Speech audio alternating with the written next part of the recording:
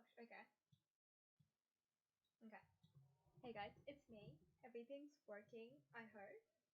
I'm playing this game that I saw people playing and therefore I will play. Yeah. Oh, what the fuck? Okay. Things are a little bit screwed right now, but I will simply deal with it.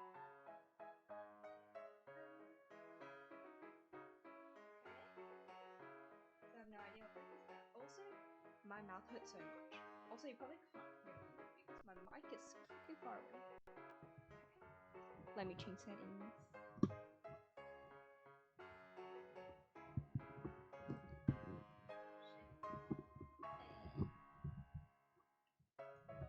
Okay, this is yeah. Okay, so I'm going into this like completely blind, as like the title says, and you know, I'm so bad at putting in titles. Oh my gosh, don't tell me how to speak. Please bear it for a little longer. It will be all over soon. Just a little longer. Is there music?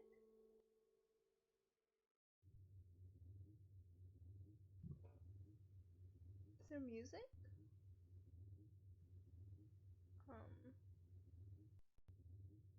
Some music will be good right now. Okay, everything is going to change. A new world is waiting for mankind. My mouth hurts so much because I got like my gums cut. But I will just deal with it. This is horrible. You'll see, soon a new stage of evolution shall come. You and I will be there to see it. It's like glitchy in the background. If there is some music, I'll put on like some background music or something. That sounds like very sexual moaning, which I will not do. Everything was blurry. I could hardly avoid bumping into trees. A bear and absolute bear pine forest. I can't breathe. There's nowhere to hide. They will find me. Which said, it was harder to breathe as my feet were getting heavier. Where should I run? Okay. I think there's something like wrong with my stream. Just give me a second. Ah, damn it. No. I hope this is an autoplay. It's autoplay. Okay. Oh, am I live? I am, aren't I?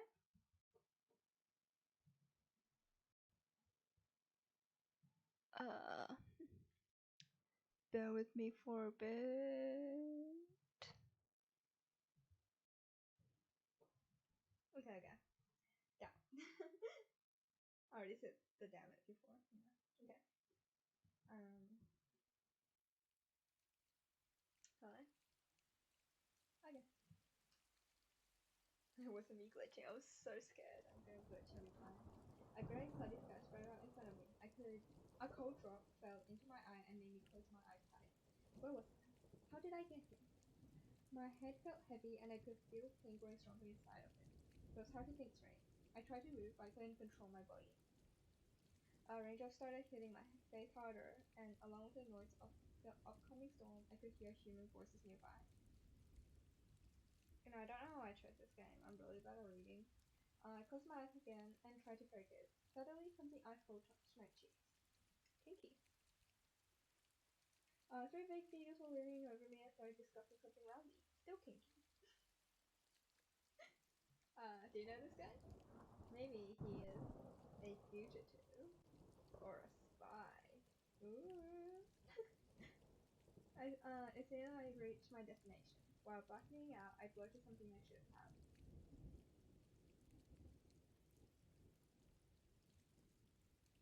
Could I finally make it this time? Wow, interesting. Hey, I have a viewer.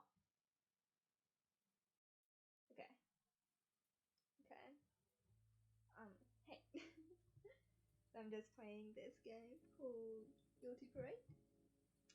The voice sounded as if I was coming from the bottom of an ocean. Through closed eyelashes, I could make out a person in a uniform, but I felt too weak to take a closer look. All of a sudden, ice cold water poured over me, leaving me wet from head to toe and quickly bringing me back to my senses. Don't pretend to be deaf. Is there background music? Because I can't hear it.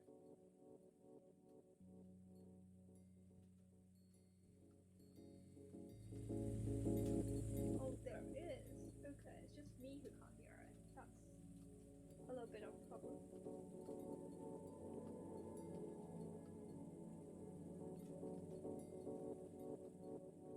Nope. Wait. I'll deal with it. Don't pretend to be deaf. I opened my eyes and was forced to narrow my eyelids right away. The blinding light from the lamp was smiting right into my face and wouldn't let me get a good look at anything but that in uniform. It looks so tired, like me. I gave up absolute my eyes rotated to me for a spot for a moment. He was studying with some interest in the different model, completely blocking my view with his body, so it seemed like no one else around, just two of us. Who am I? That's a question I would like to know. I wanted to move away from him, but I couldn't. That's me. My hands tied and legs too. That's very kinky. Is it an RIT game? I think I should have checked. Okay, what's going on? Where am I? I looked around. Okay. Smoochy. Say smoochy. I should probably like turn my setting into like restricted viewers. There were four other people in the military uniform. They were staring at me. To my left stood a blond guy who had a joyful smile on his face. John was wondering the energy of the has still shining bright. This is a bitch that put water on me. Don't get my French.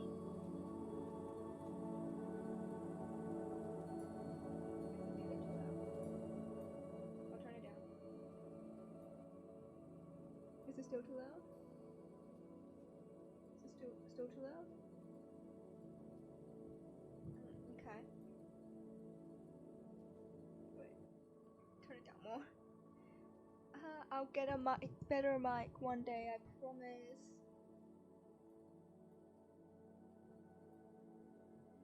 Wait, let me configure my shit better. Okay, to my I already said this. Next to him stood an angry girl. I was about to open my mouth, but I couldn't say anything in the end. It was hard for me to concentrate. It seemed like I would start panicking at any moment because I couldn't understand what's going on at all. What kind of obscure room is this? Where am I? Who are all these people? Chains, iron grippers, and sharp hooks were hanging from everywhere. There was a bonding plastic debris lying on the floor. What about, this guy in the background?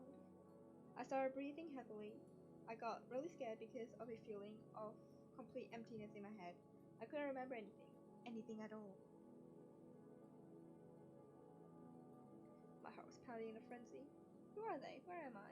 Oh, god damn it. Oh, there's this guy. Okay, so we noticed him. In the corner of the room, a tall young man was intently writing down something. He wasn't even looking in my direction. Couldn't make out more than that as a slender hand off the shoulder in front of me pressed into my chest. Who are you? What is sniffing around here for? For drugs. Who am I? That was a question I couldn't even answer myself. Damn it! Not this again. The soldier was patient and didn't say a word while I was gaping silently. Who am I? How did I get here? I don't know. I don't know either. I can't remember a thing. With renewed vigor, fear paralyzed my mind and body. I wasn't afraid of people around me. I was afraid of myself. I was afraid of the oblivion and the lack of memories about my own life. Plump guy. Seems like you won't start talking so easily. Some more cold water, perhaps? Fuck this guy, man. Wait, he still hasn't got back to his senses. For a moment, the soldier took his eyes off me and glanced at his comrade. At that moment, I could take a deep breath without feeling their hard looks on me. Who are you? Can I introduce myself yet? I'm Emily.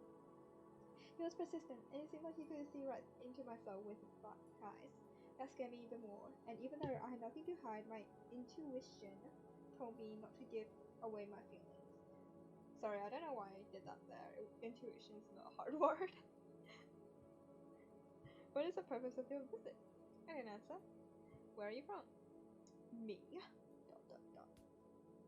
The soldier slapped me. Oh, this is the bitch. With all his strength, this made my head spin to the side and my cheek burn with pain. What is that even gonna help to do? Like, you're just gonna give him a concussion. How long do you plan to give us this silent treatment? Well, if you're gonna knock him out, he's gonna give you more silent treatment, bitch. He's not going to talk. Perhaps some more water will help the effect after all. Shut the fuck up. The punk guy raised the bucket and it started shining the light of the lamp even brighter. The girl who has been silent the whole time shoved me in my shoulders with all her might. Answer here immediately. You're not me after all. Or would you like to test some harder interrogation techniques on yourself? She showed me an iron tool in her hand, which she brought with her. I'd never seen it before, so I couldn't understand what it's for. Scene change. Seems like the girl understood what was the case, so she spoke. I'll show you how to use it. She made a step towards me. Wait, Ruff. Dog. It's like a dog barking. Ruff is about to start talking. So her name is Ruff. Perhaps I should remember that. No, I'm so bad at remembering names. I'll call her, what should I call her? I'll call her Ruff.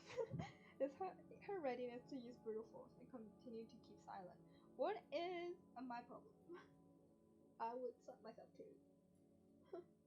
What should I tell them? I don't remember anything, but they are not likely to believe that.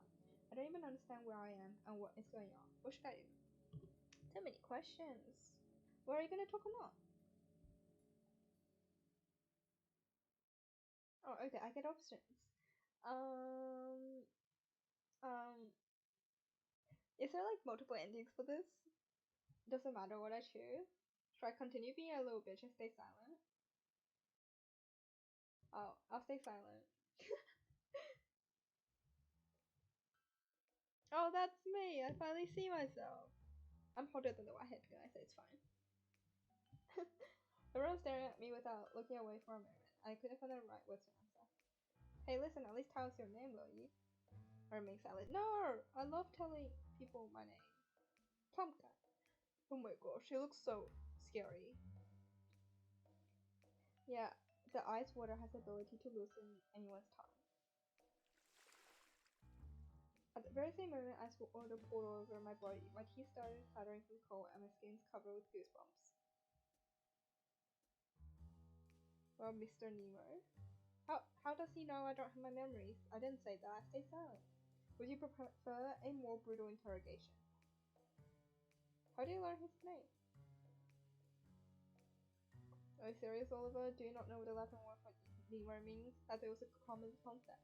No, Finding Nemo is a common concept, is it? Is it Finding Nemo? Finding Dory? Well, I forgot. I never watched the movie either.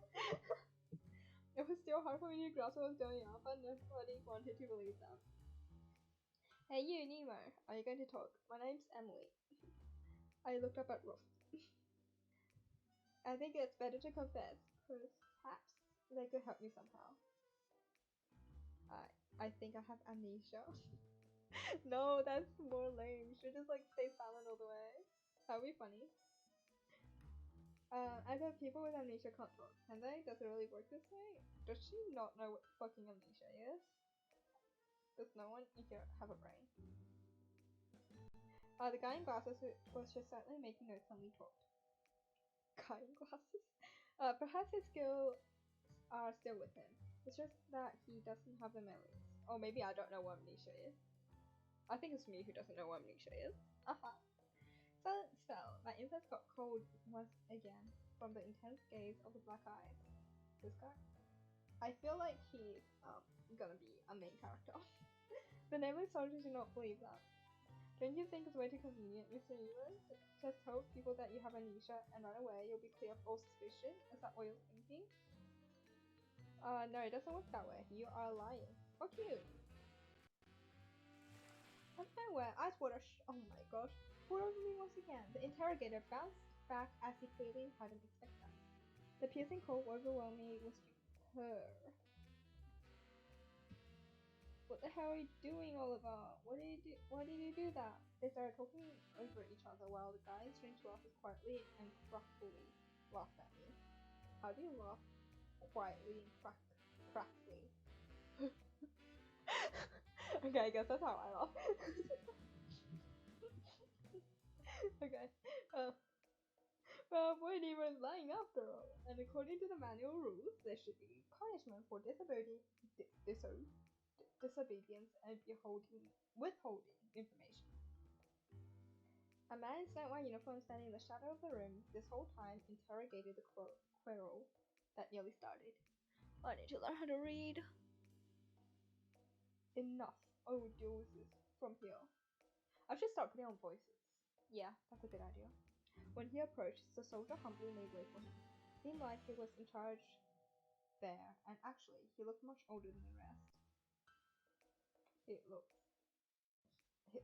Never mind. The man came up to me, almost touching my knee, which his stern. Wait. What? Oh, this is very sexual. Okay. Then he leaned towards me, roughly grabbed my chin and started turning my face from one to another. Is this an R18 game? I wanted to try and free myself from his grip, but he wouldn't let me. Amnesia, you say? Interesting. He was mumbling those words under his breath. I couldn't hear them as he wasn't so disturbingly close. The man was examining from all sides for a while longer. I could not understand what could possibly catch his interest in a completely common face. What do you mean completely common face? I have a very attractive face. At the very same moment, I really realized that I myself did not remember what I actually looked like. Exactly! If you remember, you'll realize what the fuck you had to tell. Perhaps there was something unusual about my appearance? Soon he straightened and stepped back. Do not look at me with such a menacing gaze. Oh shit, I skipped, sorry. I said nothing, but the unpleasant feeling of my own helplessness continued to tear me apart on the inside. My name is Aldrich Wagner. I'm not sure, but does this name tell you anything? Well, judging from your reaction, it means absolutely nothing to you. Any name that's not Emily means nothing to me. I'm the commander of this unit. First of all, I'd like to clarify some things to understand whether you can be trusted. What is your favorite meal? Pussy. I'll start being interesting now. I'll say the options that aren't stay silent. I don't remember. You know what, that's actually not that interesting. You should have just said pussy. Or your mom. Well, in that case, perhaps you'll be able to answer the next question. 7 times 8. Shit. Fuck. No. Oh, okay. That's the only answer. Not bad. This means you still have the core knowledge. Since when was 7 times 8? The core knowledge of anything. Do you know anything about your parents? I shook my head. The date of birth? No, I don't remember that either. Fuck you! I have amnesia. If so, then share the memories you can remember. His voice became soft and quiet. That is very sexy. That allowed me to come down a bit and bring myself to speak frankly. The only thing I remember waking up here from ice cold water. I stopped my gaze at Oliver, who smiled at me encouragingly. That guy's actually so creepy. That means you do not understand what is going on here at all, is that right? I nodded. And do you have any idea that there is a war going on? No, I thought it was like after a war, and then there's like zombies and then all that stuff. I thought this was a zombie apocalypse game. Um, yeah, I have no idea what's going on. I shook my head. Ulrich Wagner started brooding over something while looking at me. Everyone kept quiet for some time until the nameless soldier broke the silence. Commander, do you really believe him? And why should I not? But he is not from our unit, and he couldn't have sent us from another one without a report from superior officials. But we cannot just leave him either, can we? He wears our uniform. Oh, we are, which means he's our ally. Ally. Is that not what we're taught during training? We cannot kill him without finding out who he is and where he comes from. What about his amnesia? Doesn't it seem suspicious to you? Who's this white bitch? You didn't say that. I said that. I said that in like a really reading voice. It felt triumphant. At least no one was going to kill me yet, which meant that I still had time to learn more about myself, or perhaps I could get my memory back. Very well, it is time to end this. We have better things to do. Well, and I think it's actually Roth. Is this voice acted?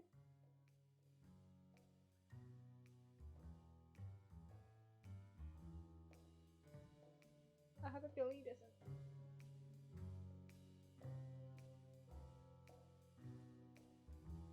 The commander softly pointed in my direction and turned away. Ruff, Ruth. I wanna call her Ruth, so I'm gonna call her Ruth. Together with Oliver, obeyed the order without much enthusiasm. I wanna call her Ruth because her name's most likely Roth, and fuck. Are you speaking? Okay. I don't think it's voice acted, because I can't hear. It's a little bit annoying.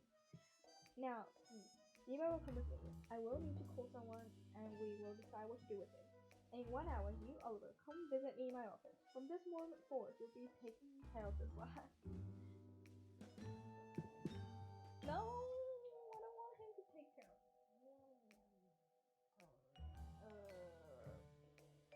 Sir, despite his clumsy-looking body, Oliver straightened up and lively put his hand to his uncovered head to take the salute. Sit up on the chair. My legs have gotten sorely weak. Oh, I need a burp. Sorry, give me a second. Okay. My whole body was shaking and shivering from the ice water that had been poured over me. The commander left the suffocating room, and I hurried up to catch him with all the strength I had left, as he was the only person in the whole world who was ready to provide his support. Wait, so the music's going on again.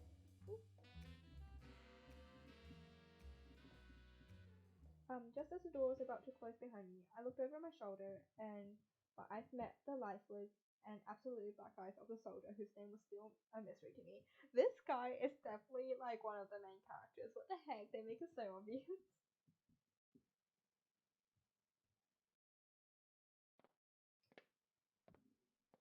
Okay. Oh, scene change. Okay, fancy room. Aldrich Wagner's office was crammed with books, pills, paper covered with writing, and a pile of documents. Oh shit. Sorry. Oh, this is why my mic is fogged. Wait, I have a better idea. Give me a second. Give me just. You might hear some like.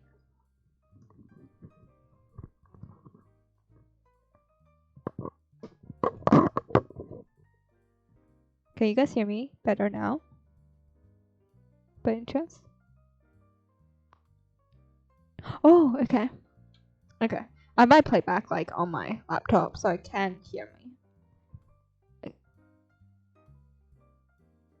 Okay. This is.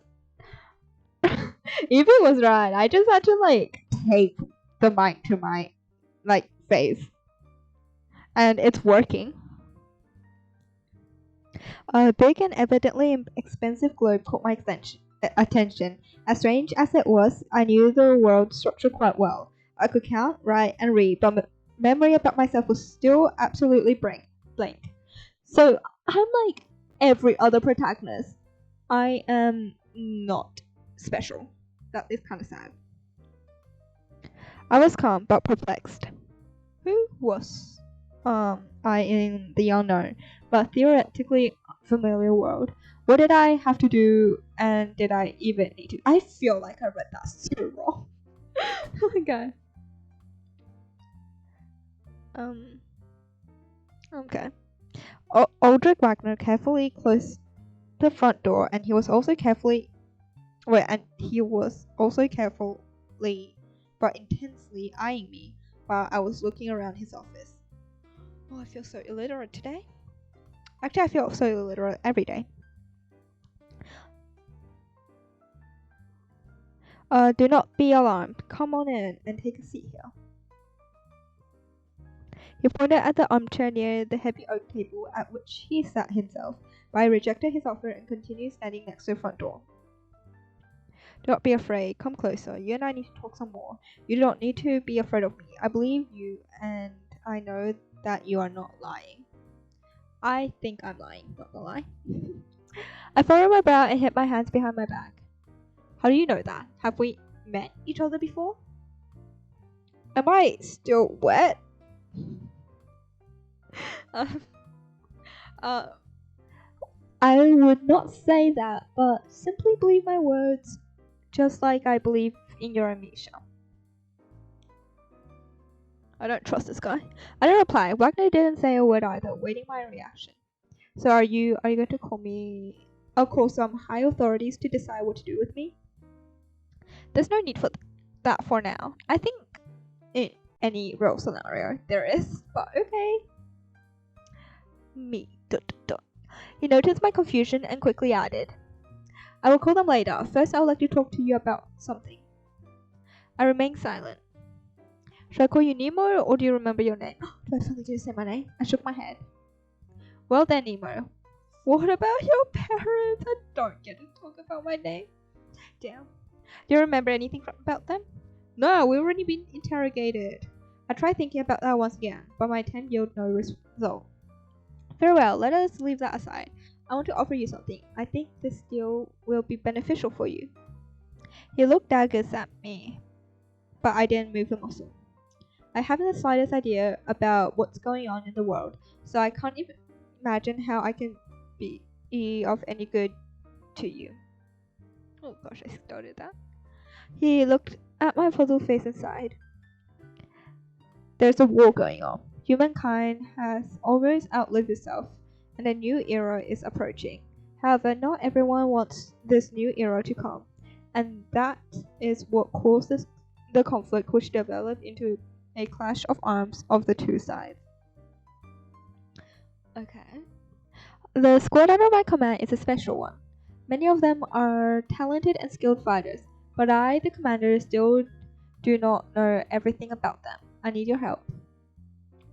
Even though these fellows are quite promising, they are still extremely inexperienced in battle. They start quarrels over trifling matters. You have witnessed that yourself just recently. This means those four were from your squad? Exactly. I would like you to join them as well. This guy seems very irresponsible, but I guess plot needs to go on somehow. Why do I look like a fucking rich boy? And what will I need to do? Observe. Observe, just observe, and that's it. And report to me. It felt like it wasn't happening to me. Like I was just a spectator, watching everything from the sidelines. Wagner's offer sounded ridiculous, stupid, and extremely irrational. This guy and me are like the same. I feel him. I, an absolutely lost person with no memories, had to take part in some weird plot. Why me? Why wouldn't you choose someone more appropriate for this role? Well, you see, Nemo, we are at war. You've said that. It is really hard to trust anyone in these conditions, as you never know the true intentions of the people around you. We're surrounded by enemies while you are completely pure, like a blank sheet of paper. There is no need for you to betray me. What if my amnesia is a lie? This guy thinks like me, man. Oh, no, no, that is an absolute truth. I was kind to you, so please show me some graciousness as well. I feel like this is a guy who gave us amnesia. He's being way too irresponsible to be like a commander and shit. I remained silent. It was hard for me to answer because once I agreed, I would completely lose the freedom of choice and the chance to be sincere. Do I have any freedom left though? After all, I was standing alone in a completely unknown world without knowing where the truth that I'd like to find for myself is. What will I get in return if I agree? Wagner looked at me with a satisfied expression on his face and put the tips of his fingers together. I like your business-like attitude in this matter. Well, I can guarantee my protection and quick promotion in our ranks. I don't even know if I actually need that. Soon enough, you'll understand that you'll never be able to have any other life. Damn. You can either be among those who will perish on the battlefield, no other fate awaits common privates, or you can be among the top level officials who are relatively safe. It is your choice, but I think it's quite an obvious one. I choose to die, please. Do not feel like I'm forcing you. You will soon understand that yourself. Okay. Oh, I can simply refuse? What if I refuse? Oh my gosh, I really need like a second person on this. Please. Oh, oh. Um, I feel like this is gonna be like a multiple playthrough game. My first instinct is to refuse, but I feel like that's gonna give me a bad ending like straight off the bat, so I'm gonna accept. I wanna refuse just because like I like going against people. No other reason. Perhaps Wagner was right. Everything I've actually no, thinking about it, Wagner is fucking sus, man. Oh. Oh.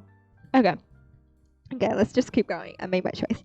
Everything I ever knew about war was that it is endless bloodshed. I didn't want to die so soon. Not until I found out who I was. At the first glance, his mission seemed extremely easy while I could get a great benefit from this partnership. Okay, I agree to your conditions.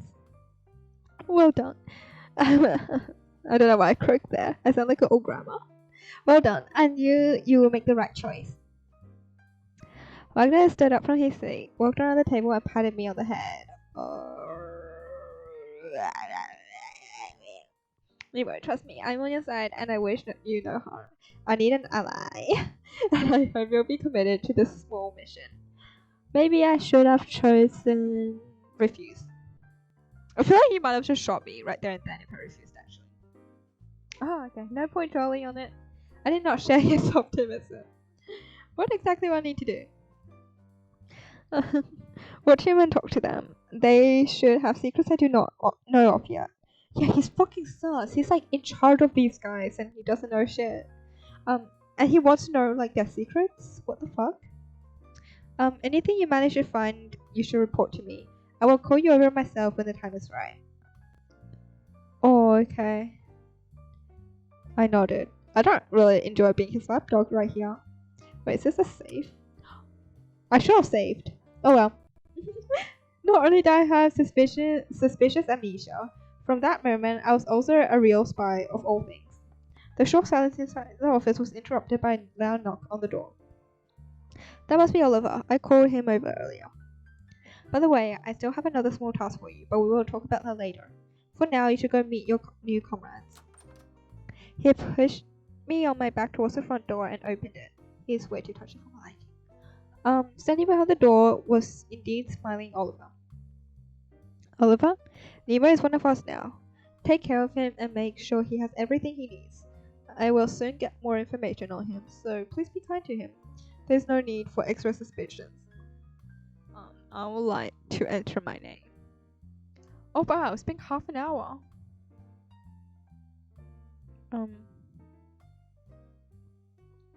Okay.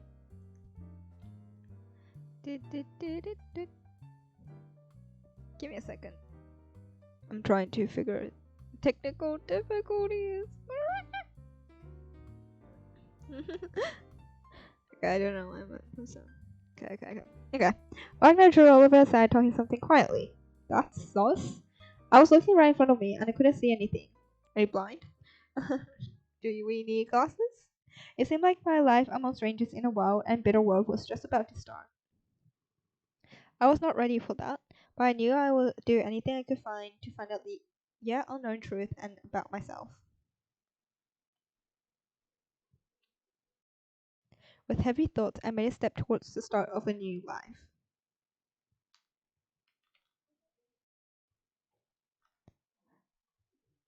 Hello? Are you gonna... Are you frozen? Oh, okay. Okay. I was just stupid. I thought it was like a cutscene. Oh, it is a cutscene. Oh, okay. I think we finished the introduction.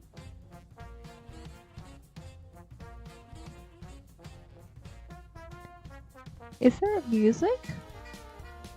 Oh shit. Oh shit. Oh, okay.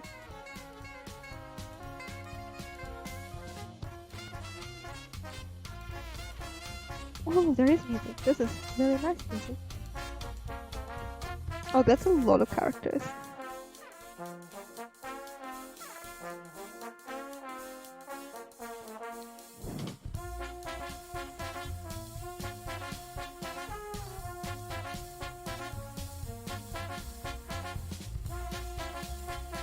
Oh, okay. Oh, sexy lady. Nice.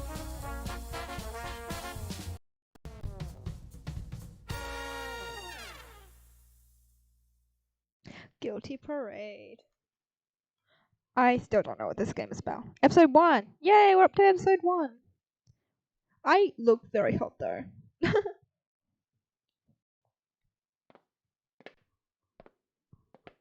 Oh shit, I feel like I'm further for real this time. Oh, never mind. Let's save it.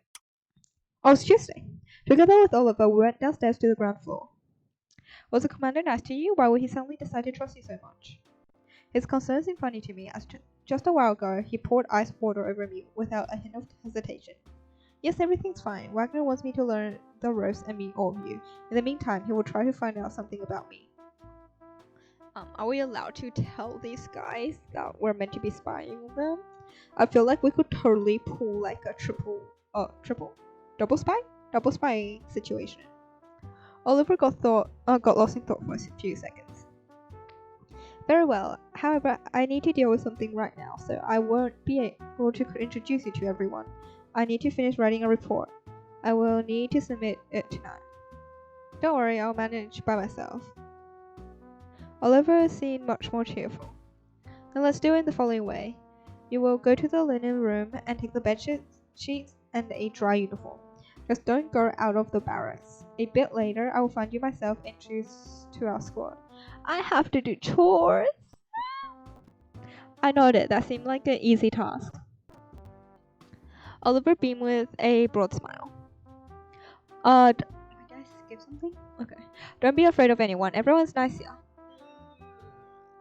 I doubt that. And I got slapped by like 3 people just then. And they have already heard about you. They might start bothering you with their questions, so just ask them to give you a break. Some of them have a really big mouth. Oliver wiped sweat from his forehead. What are you sweating from, bestie? The way he talked was so open-hearted and naive that I felt like a child who knows nothing about life. Perhaps that was the way people around me perceive me. Right, you know, like 3 people. And you've been alive for like 2 hours. I should keep my wits about me. My amnesia is my weak spot because anything might hide behind it. Don't worry, I'll manage. The linen room is right next to the exit from the barracks. Don't get lost. Mate, I don't know where that is. I don't know where the barracks are. Oh, don't leave. With that, Oliver left and I continued standing alone on the flight of stairs. Now I guess I need to go to the linen room to get the things I need. Please teleport me. No, it's not gonna teleport. No. No. Okay, let me just... Okay. Okay. Can I go to basement? Locked. Okay. What did I? I don't know where anything is. Where's the? Is this the living room? I'm so bad at directions. So bad at directions. I'm so bad with directions. Let's just look at everything. Crime and Punishment by Fyodor Dostoevsky.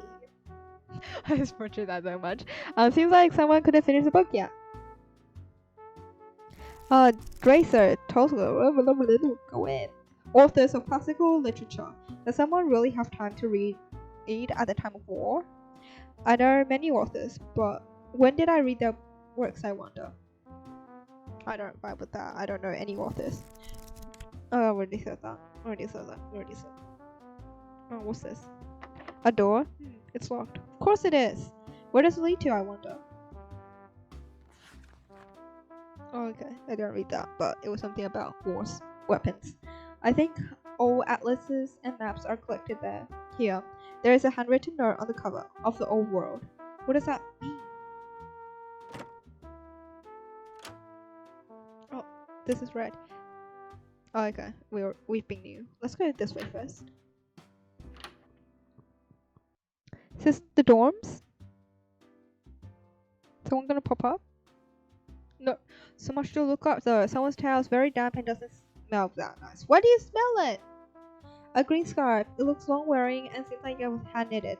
It's not that neat. There was a few stitches sticking out here and there, but it must be warm. Wow, canvases and brushes. Is there an artist here? I'd love to see his works. This guy is me. I'm not interested in anything unless it's like art. Oh my gosh. It really went like, ew, everything is so gross. Oh my gosh, art! Believe, agitate. I don't know how to pronounce that. If only I knew what I should believe in, because nobody seems eager to enlighten me about the general secrets. We are the future of this world. This sounds like propaganda. I like saying we create history, but I never heard something like that about the future. No, I have. Where is that boundary which we need to cross to be able to think that the future is already here? Haha, perhaps I'm just a bore. Yeah, you are. We already seen that. Something lying out here. It's a note. Don't touch my things. There is a drawing of several flowers at the bottom.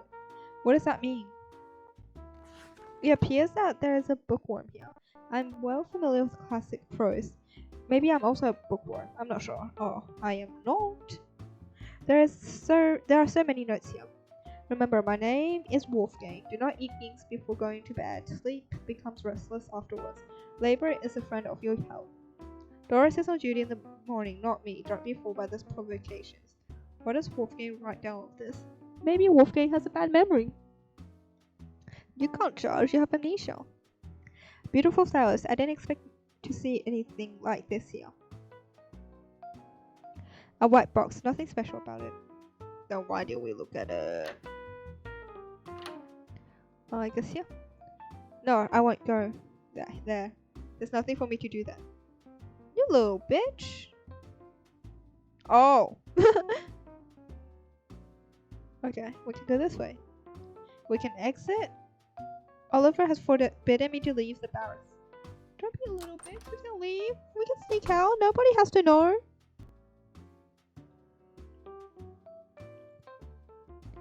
Okay. So nothing special again. Nothing special, of course, but I like everything salty. Deemer. How do I know this? Deemer, would you like his bill? A beautiful painting. A menu for the whole week: chicken and millet porridge, vegetable salad, chopped mashed potatoes, eggplant. Whoa, they're fancy. They feed everyone well here. I think I will enjoy this place. Eclair, that's so fancy. So, where do you know this? Well, that looks a little bit disturbing. That's like a human brain and apples. It's probably a capsicum. It's a capsicum and plums. Hi, Evie. Oh. Hi. think there's coal inside. Perhaps a need for some wood stove. That's a wood stove. Strange, it's so warm outside, but the wood stove is hot. Why would someone burn it in summer? Or is it still cooling through the night? I don't know. Seems sus. I could hear the dishes rattle, the oil sputter, and the water boil behind the door. Judging from the sounds, there was a kitchen there, and someone was doing their best to prepare lunch. I tried pulling the handle for a while. It was locked. Perhaps I shouldn't go in there right now. Okay, I guess this place is finally the place I need to go. Carefully, I turned the handle and walked inside. That's like that weird poster of human evolution. The moment I stepped over the threshold, a strong smell of cigarettes wafted my nose and I started coughing. Cough, cough. I mean... Does it smell that much? A slightly raspy female voice made me quiver and looked around hastily. Oh, is that the hot woman? Yes, it is! Yes! Hello? Hi. Hello? In the corner of the room, covered in a cloud of cigarette smoke, sat a girl with her feet on the table. She was eyeing me with an indifferent expression on her face. In her left hand, she held a cigarette stub, which had almost completely burned out, while the ashes from it were falling right on the floor. Does it smell or not? Yeah, it's cigarettes. For some time, I was standing there motionless. The smoke from the cigarettes was filling my lungs, forcing another rough cough from me. The answer was obvious and rather distinct. Yes, it smells. The girl looked at the fading cigarettes, then took another 2 drags and stubbed it out on the table. Damn it. Listen, be a good friend and open the window or Aldrich will kill me. Did you think it didn't smell? The fact she was so unrestrained made me relax a bit, but I didn't let my guard down. I decided to carry out her request and open the window.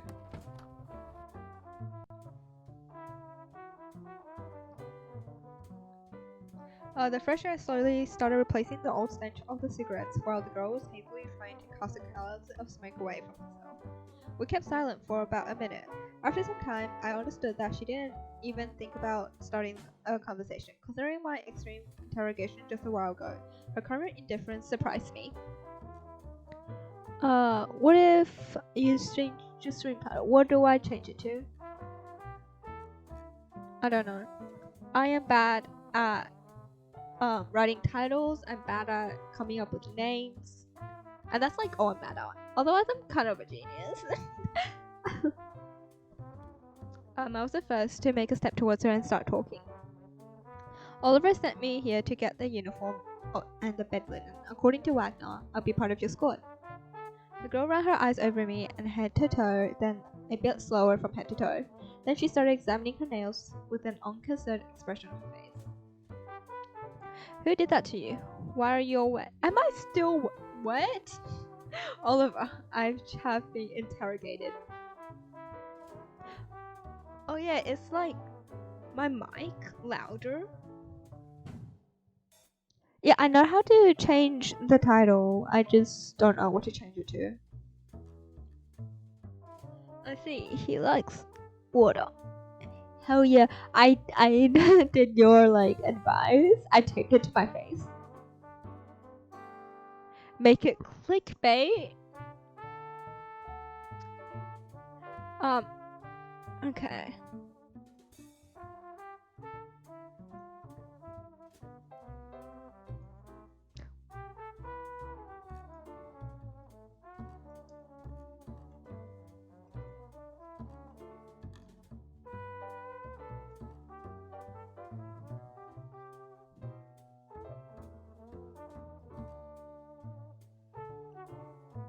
Okay.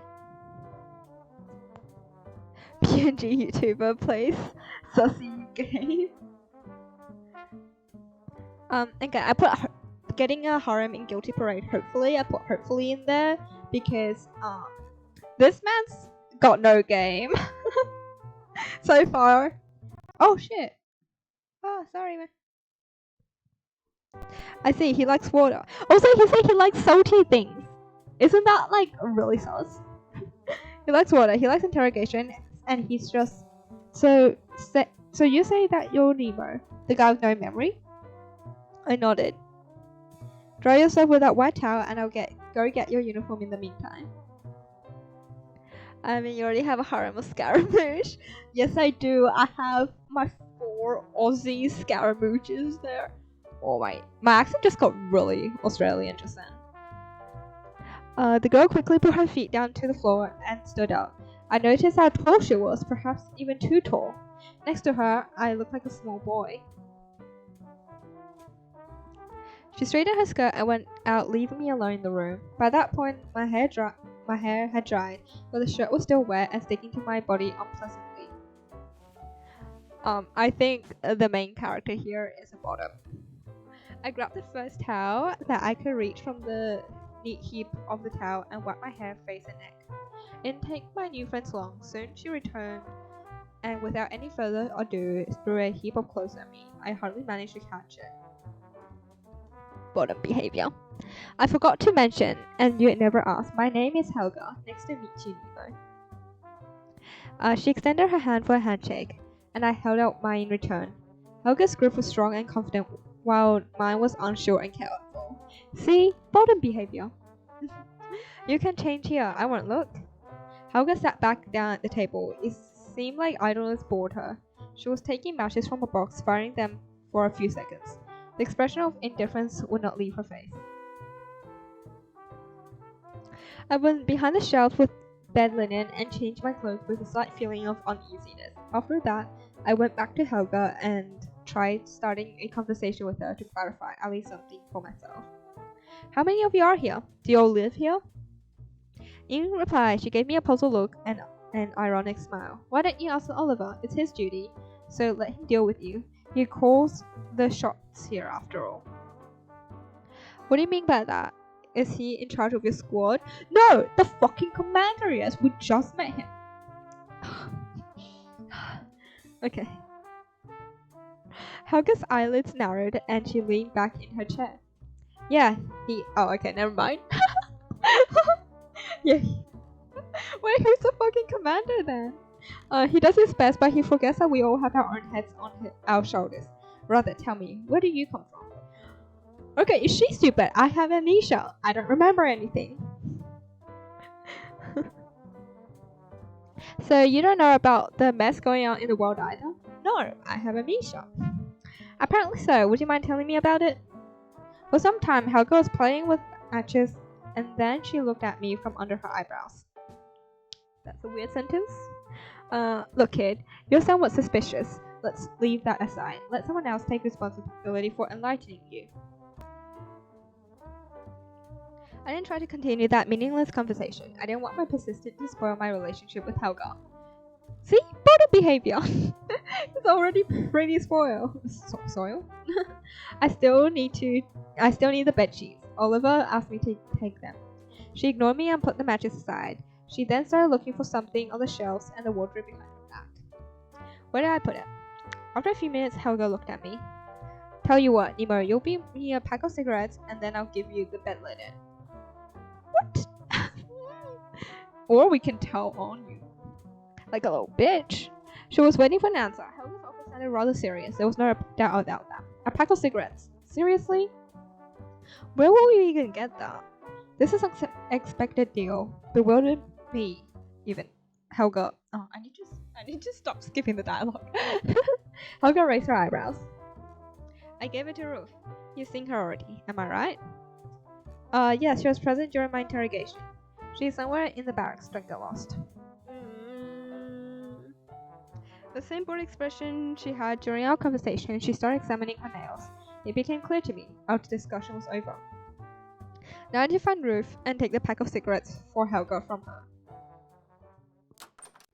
I don't really want to do that, but okay.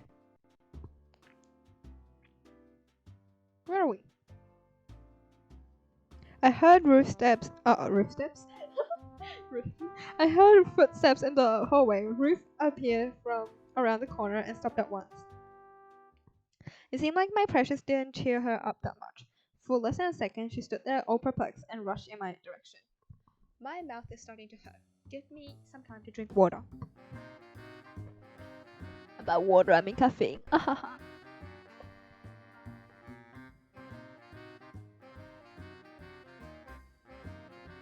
And by caffeine, I mean 3 days old. What? Tea. What the hell are you doing here? Rolf is so vigorous, I stepped back before I knew it. Aldrich Wagner said I'm one of you now. What? This means you're gonna spy on us openly? Yeah, that's basically what's happening. What a sharp drop. No, while he will be figuring out who I am and where I came from, I have to stay in your midst. Our commander is so kind and noble. I thought she was gonna be like the Sundari character. I guess not. That sudden change of Ruth's mood astonished me. Apparently my feelings were reflected on my face as she furrowed her brow once again. Hey, don't read too much into it. I wish we had a real bromance with him, but as you can see, my current position, that is impossible. I guess she is the Sundari type. I noticed that she said that as if she was a man too, but I couldn't find any explanation to that yet. See? Nemo's a fucking bitch! Ruth, I think senpai. I couldn't finish as she brutally grabbed me by the chin. It was painful and I couldn't resist. Broaden behavior. What do you call me? Will you say that again or what? Ruth roughly squeezed my lips so the answer sounded quite distant. Ruth? What? Do you call me that again? Don't you dare do that ever. Don't follow their suit. My name is Rufus. Got that? Oh, I was right. I was thinking, is her name Ruff? Like a dog. But no, it was Ruth. Wait, no, I was calling her Ruff. Was I? I'm gonna watch my playback. Cause I was to call her Ruth because her name is probably Ruff. Therefore, I'm gonna call her Ruth. But no, it is Rufus. I started nodding. Only then did she let go of me and started talking calmer. Since from now on you'll live with us, even though I don't care how this happened, we need to make a few things clear. She didn't even introduce herself. That was a little bit rude. My appearance is a bit misleading, but I'm a guy, a man. Do you understand? So treat me accordingly. Got it? Oh, okay. I got it, Rufus. Rufus smiled broadly, winked at me, and patted me on the back. Important behavior. We should get along well, Nemo. Have you remembered your name by any way? No. Maybe that's for the best. What do you need the pass for? When I meet a new girl, I always tell her that she's my one and only. New girl? Of course. How else could you possibly pick them up? Some of them are not that pretty, and I'm forced to reject them. But that can't be helped. That's just natural selection in its full splendor. I vibe with that line. I choked out my spit. It's probably the 3-day-old tea. Our dialogue started moving in a completely unexpected direction. Why did this conversation feel so strange and unnatural? So you say other soldiers live here as well? It's a little bitch, I want to talk more about girls. Of course, that's not just not in these barracks, but in the ones nearby. Don't worry, Nemo, you'll find a girl for yourself too. Just don't choose from the girls I fancy. I had to stop that. Listen, Rufus, I was sent by Helga. She needs her pack of cigarettes. You should have it. After these words, Rufus's expression suddenly darkened. Apparently, I said something wrong again. Helga, is it? She's beautiful, right? So she's caught your eye already, hasn't she? I mean, yeah. Our commander has barely allowed you to stay with us, and you set off your hands to the most beautiful girl right away, huh? Yeah, sounds about right. And here I thought a real bromance had started growing between us. You've got it all wrong. I went to her to get the bed sheets, and she. Rufus' expression grew even darker, and this time I could feel a real threat in his eyes. He poked me right into my chest with his finger. I won't even ask why you need those, but you're a quick one for sure. All you need is to get your hands on some beauty. Did I get it right? Don't make such a puzzle face, Nemo. I know exactly what you're thinking. I'm the same way. But but you won't get Helga. She is mine. I love her, and she loves me. Understand? Just, it's so dramatic. I started nodding intensely once again. Emo's about him. Listen, you got it all wrong. Oliver told me to get a uniform and bedsheets from the linen room. It's just that happened that Helga was there. I didn't even know that. I barely know anyone here. Rufus's mood brightened once again. My smart girl, but I don't have her cigarettes with me anymore. I've lost them to Hans, so take them from him. Oh, this is gonna drag on. I was about to turn around and leave when Rufus grabbed me by the shoulders and slowed me down a little. Don't take my words close to heart, okay, Nemo? I can see that you're a nice guy, so keep your hands away from Helga. It's enough that I have to beat Hans' dirty claws off her every day. Don't worry, all I want to get back is my memories, that's it. Okay, so be it. You can call me Ruth and refer to me any way you prefer. Bitch! This characteristic feature of my personality is a novelty for everyone, even me, although I'm almost used to it after 1 year. Just don't be shy and be sincere, then we'll hit it off really quickly. Oh, I can't speak. Everything shows the consequences of never mind. And Helga, the love of my life, considers me her girlfriend and not boyfriend. Even though I'm a male, I'm not offended at all when people consider me a female. At least I have something I could be proud of. To be honest, that's something completely new to me. I'll do my best to get used to it and address you appropriately. Wow, he's so dry. Wonderful. And take up Hans for me, will you?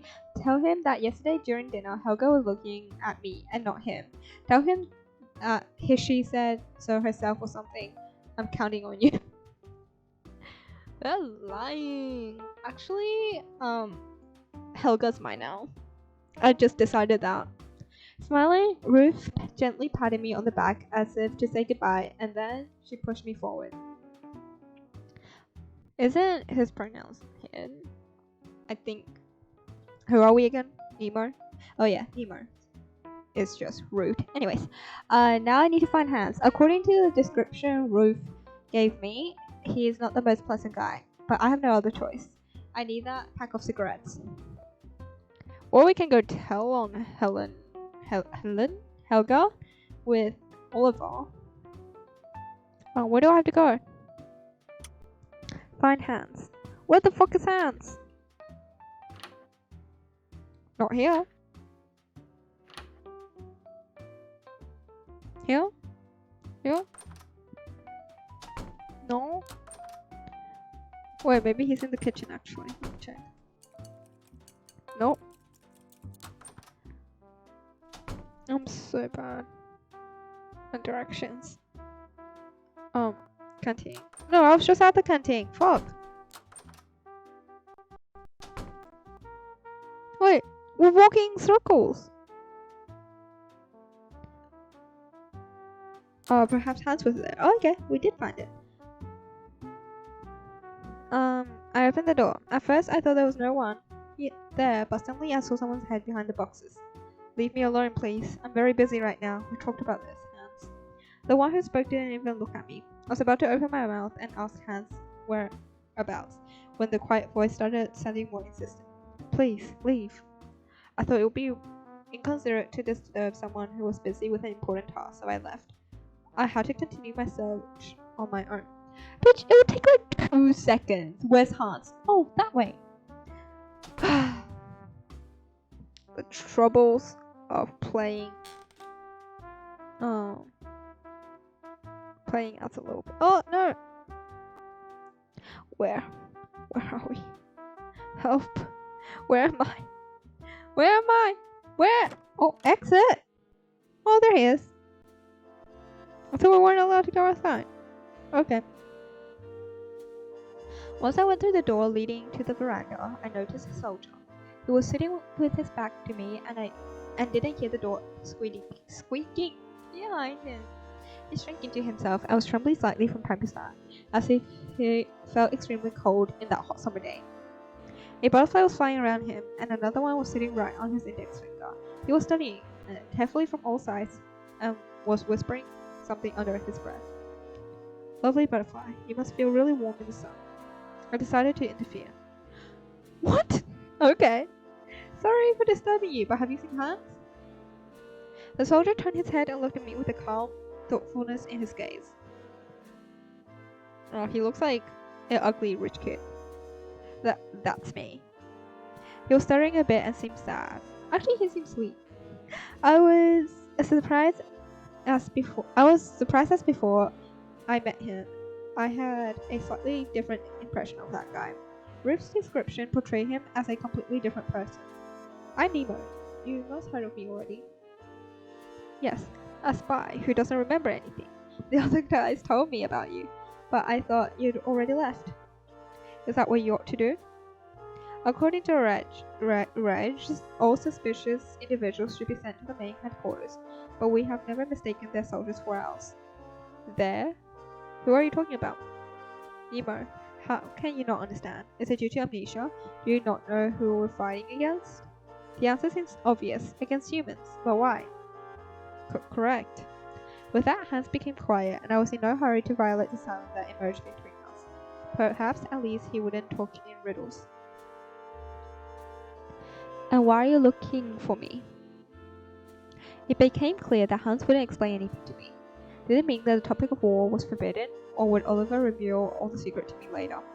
I decided to leave that topic aside and got right to business. Ruth told me she had loaned Helga's cigarettes to you. Could you give it to me?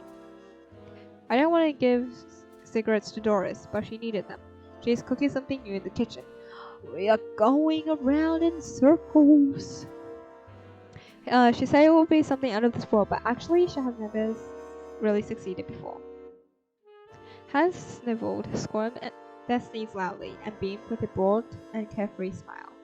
You can take them from her. Doris is kind, but just a little bit unusual. Hans wiped his nose with the sleeve of his uniform. It seemed like he wasn't really interested in talking to me. He started staring at the butterfly once again and whispering something into it. I remember the words Ruth asked me to pass on to Hans, but I decided to not do that. Why? Why? I didn't want to get caught up in their petty quarrels. Oh. Okay. And get distracted from my main task. I feel like it'll be funny if you told him, but okay. Deciding to stop bothering him further, I went to the barracks. I feel like no one knows each other in this house, like in this barracks, because what the heck? I could hear the blah blah blah. Oh yeah. Oh, okay, never mind. I thought it was all dialogue. Oof. A strong smell of something burning made me cover my nose with my hand. With the hand? With the hand? Whose hand? There was dirty dishes with leftovers everywhere, and I noticed a broken egg at my feet.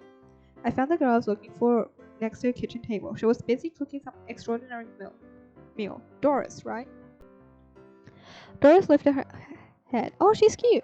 And looked at me. Her eyes widened either from surprise or from fear, and she took a step back. I'm Nemo. You probably know that already. I have been interrogated this morning. This guy is so done with life. He's like... I don't know, he's just like so done. I wanted to calm her down and make a step forward, completely forgetting about the cracked egg lying on my way. Never mind! I lost my footing. My back fell down the floor and I hit my head hard on the doorpost. It was painful, but I suppressed my Mar! Pardon behavior.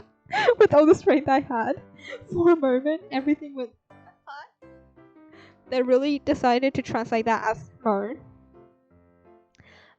At that same moment, I could hear fast steps and then Doris' alarmed voice really close to me. Let me help you. I raised myself and leaned on my right arm.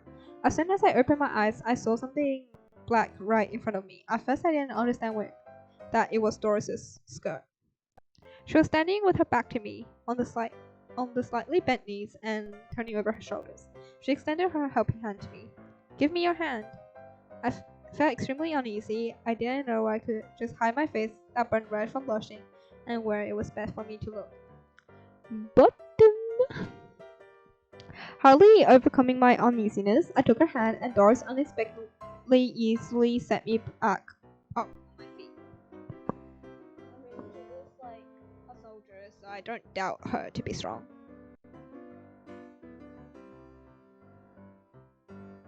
Thank you for helping me to stand up.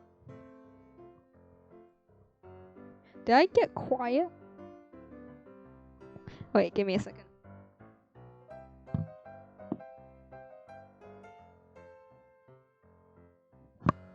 Can you guys hear me? Can you hear me? Can anyone hear me?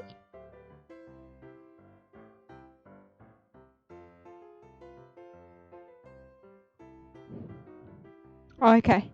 Thank you, bestie. Thank you. You're playing Tetris. Hey, I'm the pro Tetris player. Oh, no, it's cause like my AirPods like ran out of charge, so I like switched to my headphones and I can't hear anything. So okay. Oh, no problem. Be careful. It's a bit dirty here, and you're right. I am Doris. I looked around once again and had to eat the comment that was about to leave my mouth. Doris seemed cheerful and not embarrassed by her behavior in the slightest. I, however, was ambivalent.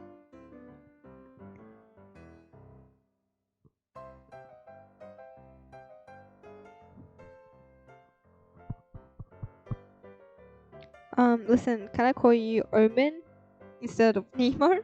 I just think it sounds more interesting and extraordinary. Hey, she's right. Nemo also sounded extraordinary to me. After all, it's not my real name. How do you know? You don't know your real name. Oh, it's a nickname then. Are you hiding your true identity? More like I don't remember it. I have amnesia. You're really exceptional, Omen. I really, if ever meet anyone like you, you're probably amazed by yourself too. I wish I was the same way. Doris sighed sadly, but in just a moment, her eyes burning bright with ever-glowing excitement once again. It was hard to me to understand her.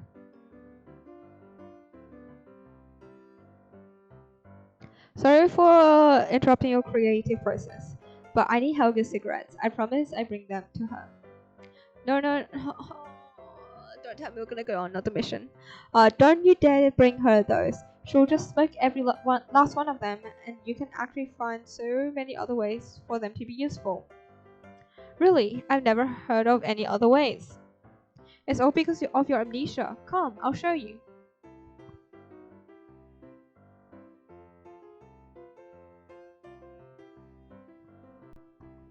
She dragged me to a kitchen table with a mountain of leftovers piled up on it. Among them, there was shreds of raw meat, overcooked vegetables, jelly of unknown origins on top. This splendid sight was decorated with raw eggs. I know, it doesn't look that pretty, but I put so much meaning into it. I bet you've never seen such an extraordinary cake. Omen, I will tell you a secret. At the bottom of this cake lies a single green pea.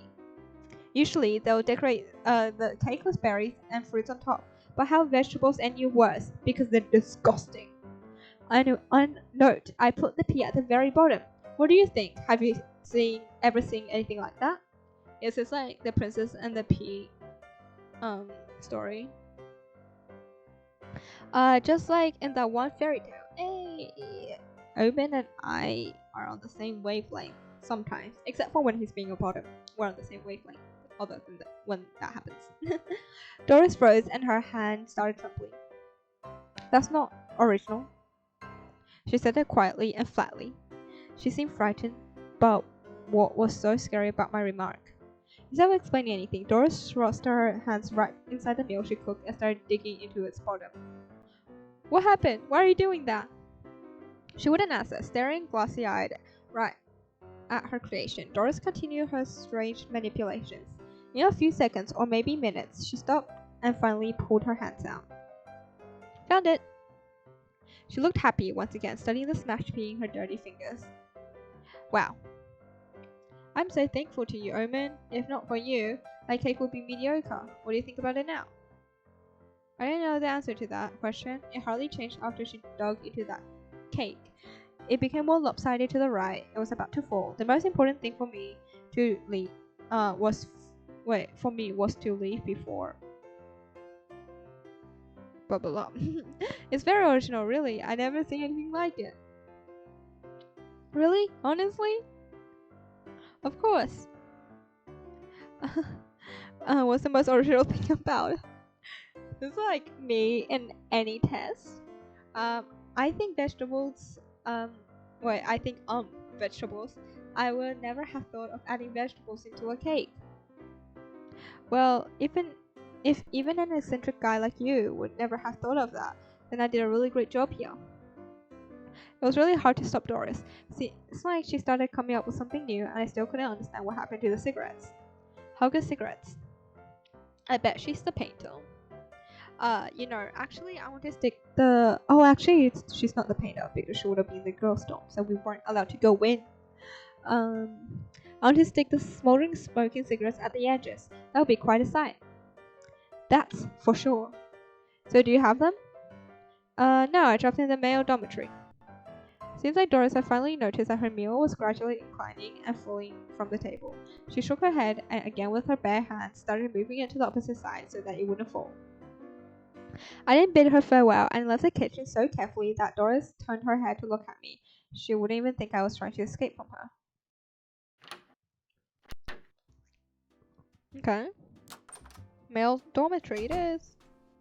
Is it this way? Is it this way? Is it this way? Is it this way? I'm so lost. Aha. Found it. That ill-fated pack of cigarettes should be found somewhere around here. Before I started looking for it, I noticed the ground tier bed that was closest to me. I read a note in capital blank letters. Nimoy's bed. See, he's such a bottom, he gets the bottom bunk. I started my search for the lost pack of cigarettes. At first, I looked on the floor. Then I looked under the bed, desk and bedside cabinets. Nothing. I didn't dare to look inside cabinets or check under sheets or other people's bed. So I cast my eyes over the room. Perhaps I would notice something. I sat on my new bed, lowered my head and started thinking. What should I do about the pack of cigarettes now? Should I confess I couldn't find it? Doubt Helga will be angry at me. Well, has Mr. Nimoy finally got to his espionage activities? The sudden sound of a human's voice made me abruptly raise my head and stand up. Why did I do that if I already learned that the soldier who was interrogating me had entered the room? This white-haired bitch. I was watching you this whole time. So what? So your spying days are over. You were exposed. What are we doing with my bed? Nothing. I was looking for Helga's pack of cigarettes. The soldier's eyelids narrowed and he approached the bed, which was above mine. He put on a face mask, cast away the blanket, and extremely carefully ran his gloved hand over the bedsheet. He was examining the bed thoroughly for a long time. I was standing behind him and could practically feel his concentration while he was glancing at me every now and then. So I got fed up with that. Why in the world was he so distrustful? I think anyone would be. Look, I didn't do anything like that. There was no reason for me to harm you. I don't want to antagonize you guys. Oh, when he said face mask, I thought he meant like the beauty face mask, and he just started doing like a nice little beauty routine. The soldier stopped his search, made up his bed, and then slowly turned to me. I could spy I was getting along with those they planned to betray. He was right about something, but his stubbornness and persistence started to irritate me. I felt guilty. I really don't plan to do that. I just want to find the cigarettes to be able to get the bed linen. Let's say I believe you, but why were you sneaking around my bed? Seems like my bed is right beneath yours. I pointed at the note lying on the blanket. My partner in conversation took it in his hands. Why does he words stuff like this? Read it carefully, examine it from all sides, taking his mask off. He sniffed it! Oliver. It was a mystery to me exactly how he worked out who the author of the note was. Was it the handwriting, the smell, or all of the above? Why did he smell it?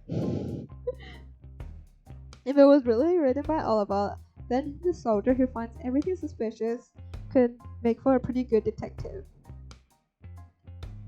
I mean, or you could use common sense.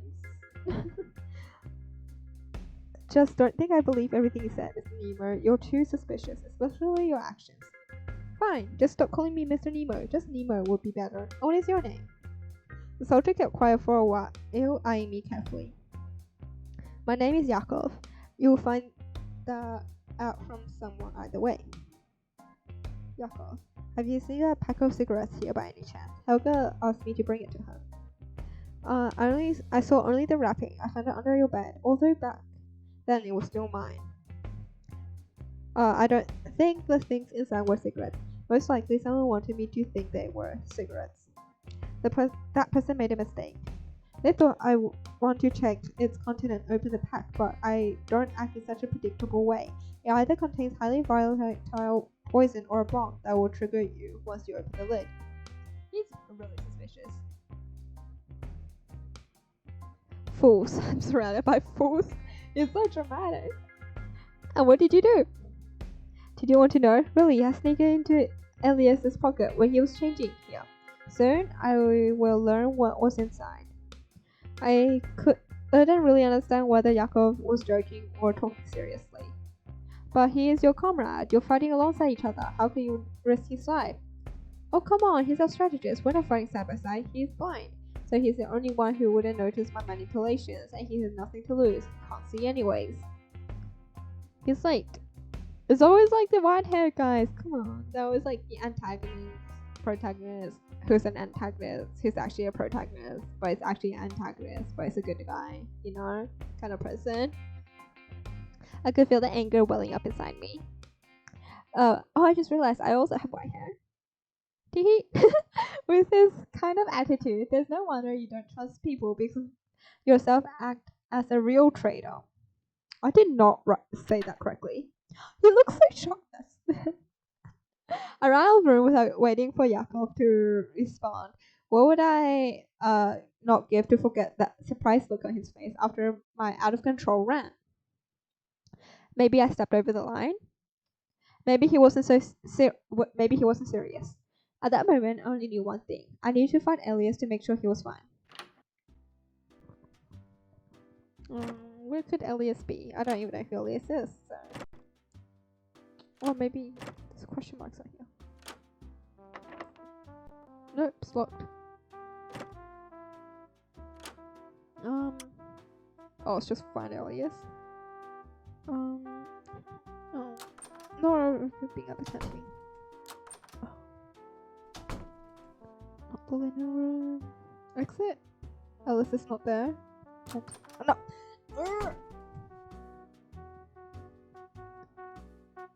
Would you like to my Tetris high score? I'll click this link. Sure, why not? This could be like 20 viruses into my app store. Into my right.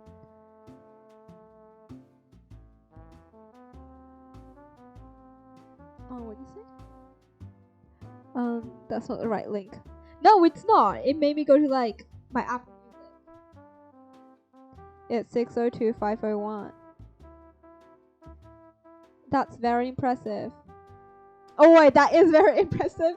I looked at my high score and it's like what, 1/10 of yours. Less than 1/10. No, now I have to like quit my Apple Music. Cannot connect. I wonder why. Because I have 20 viruses on my laptop. Oh yeah, I have to find Elias. Damn, what a Tetris pro. I'm so lost. Where am I? Stock? Open the door and quietly enter the room. Oh, thank God. Why is a blind guy at war? Isn't he like exempt?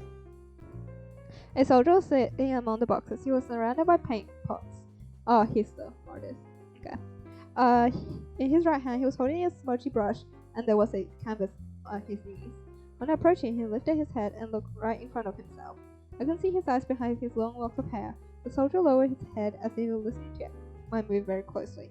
Who's there? Hans? I don't know, I think he's like automatically my favorite. I could tell right away he was blind. That meant it was Elias. I'm Nemo. I was interrogated today. Perhaps you heard about that. Your commander said I will live with you for some time while he's trying to investigate. Good afternoon, Nemo. Yakov told me about you not long ago. I'm Elias. I'm very glad to meet you too. Elias didn't say another word. He dipped his brush into the paint and started moving it on the canvas. His face seemed motionless. It looked like he was watching from the corner of his eye, which showed from underneath his hair. How could he paint if he couldn't see anything? I don't know, maybe because he's not a little bitch. Oh, he looks like a shy boy. Yeah, he does. There was this other guy we met a while back. I forgot his name because I forget everyone's names.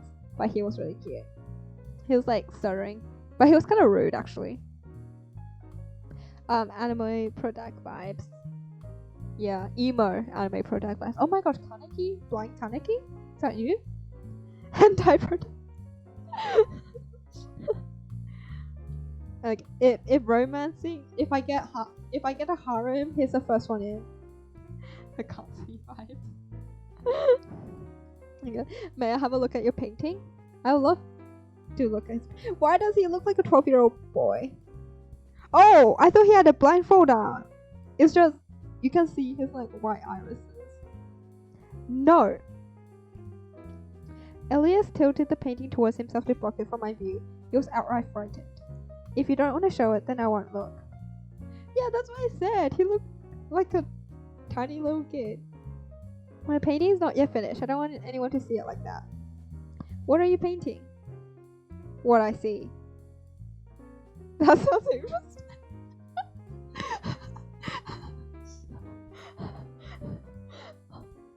She might have the hands of a twin.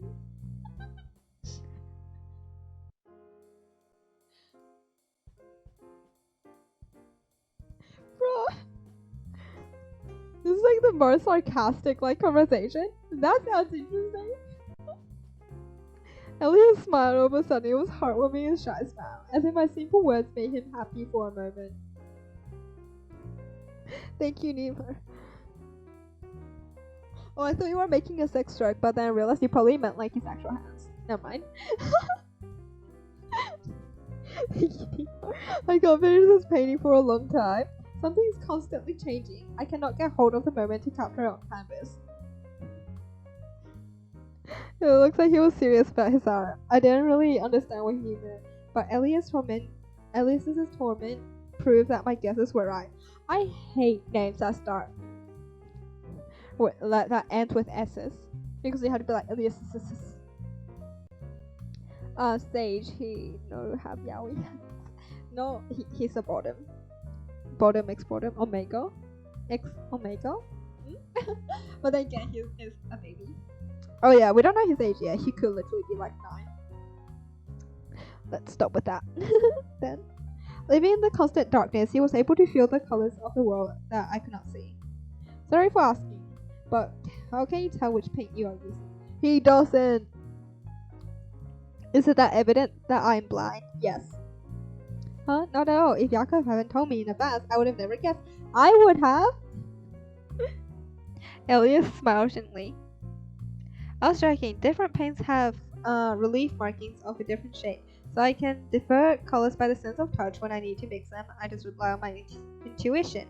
I learned that when I was still able to see. Oh, so he lost his sight. And how did you? Please don't ask me about that. Elias's lips started trembling, and I felt like I did something despicable. You did. Sorry. Listen, you should have a pack of cigarettes in your pocket. Helga needs them right now. I did have something like that. Oh my gosh, he doesn't have the cigarettes either. Perhaps Yakov slipped it in when I was changing my clothes. So you know about it. Is this something Yakov always does? More often than not, he doesn't trust anyone, and he looks for a catch in everything. However, sometimes his suspicions can be very useful. I guess somewhere deep inside, he can distinguish his fantasies from reality. Do you need that pack of cigarettes? Yes, Helga needs it. Oliver took it.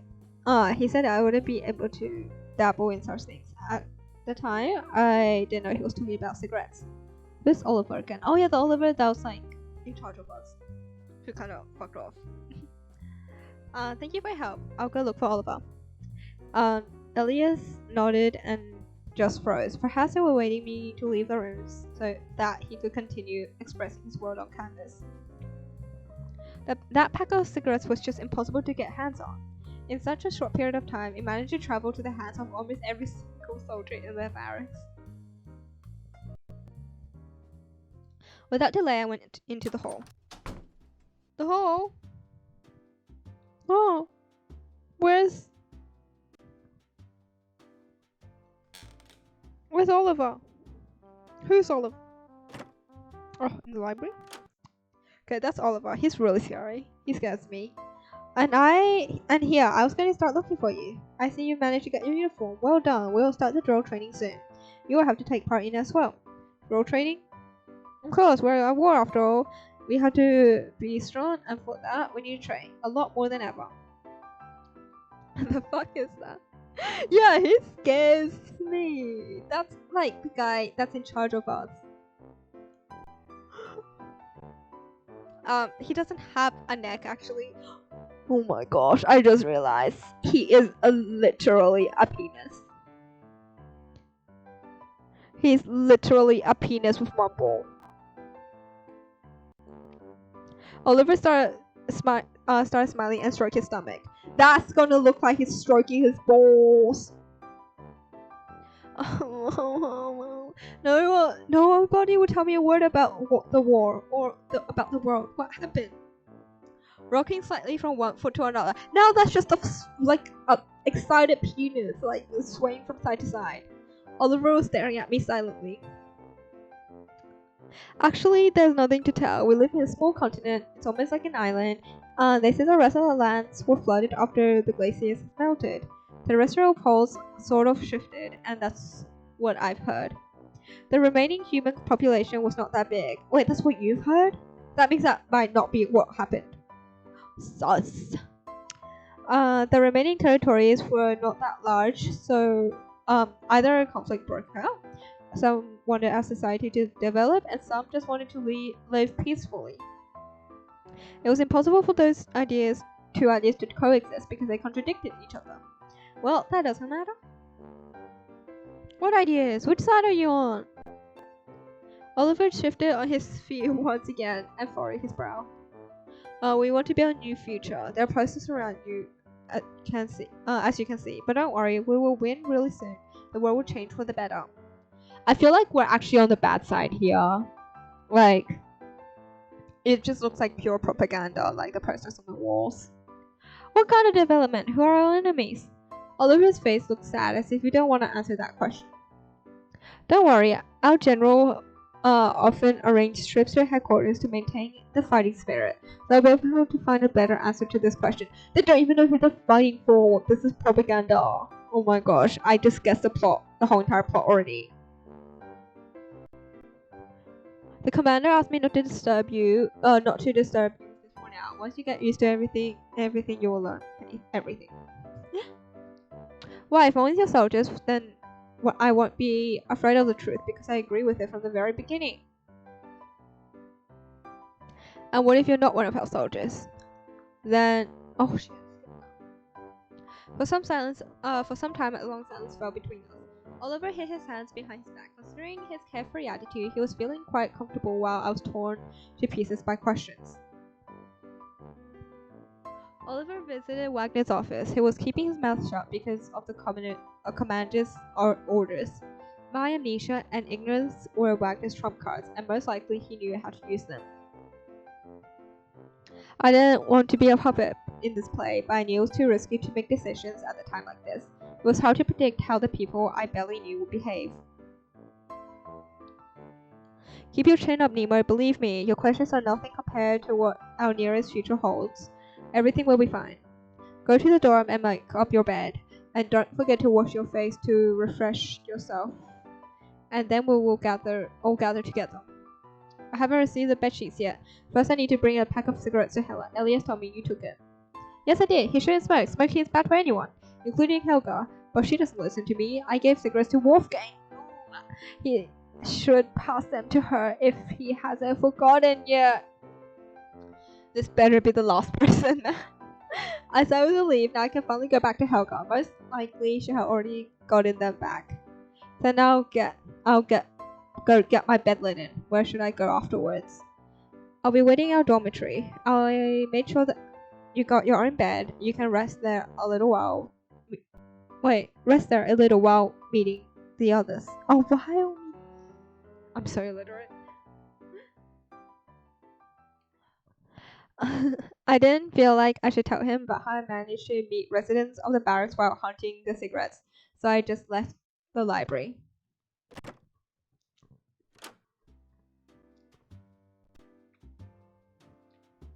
I turned around the corner and stopped. The entrance to the living room was blocked by the soldier I saw during the interrogation. He was walking from side to side without paying attention to anything. Back then he seemed focused and intense, but this time he was walking in panic while clutching his notebook tight. He was wrinkling his forehead, narrowing his eyelids and mumbling, I'm Wolfgang. My name is Wolfgang. Wolfgang. I am Wolfgang. This is so funny to me for some reason. It sounds like me, like, for no reason.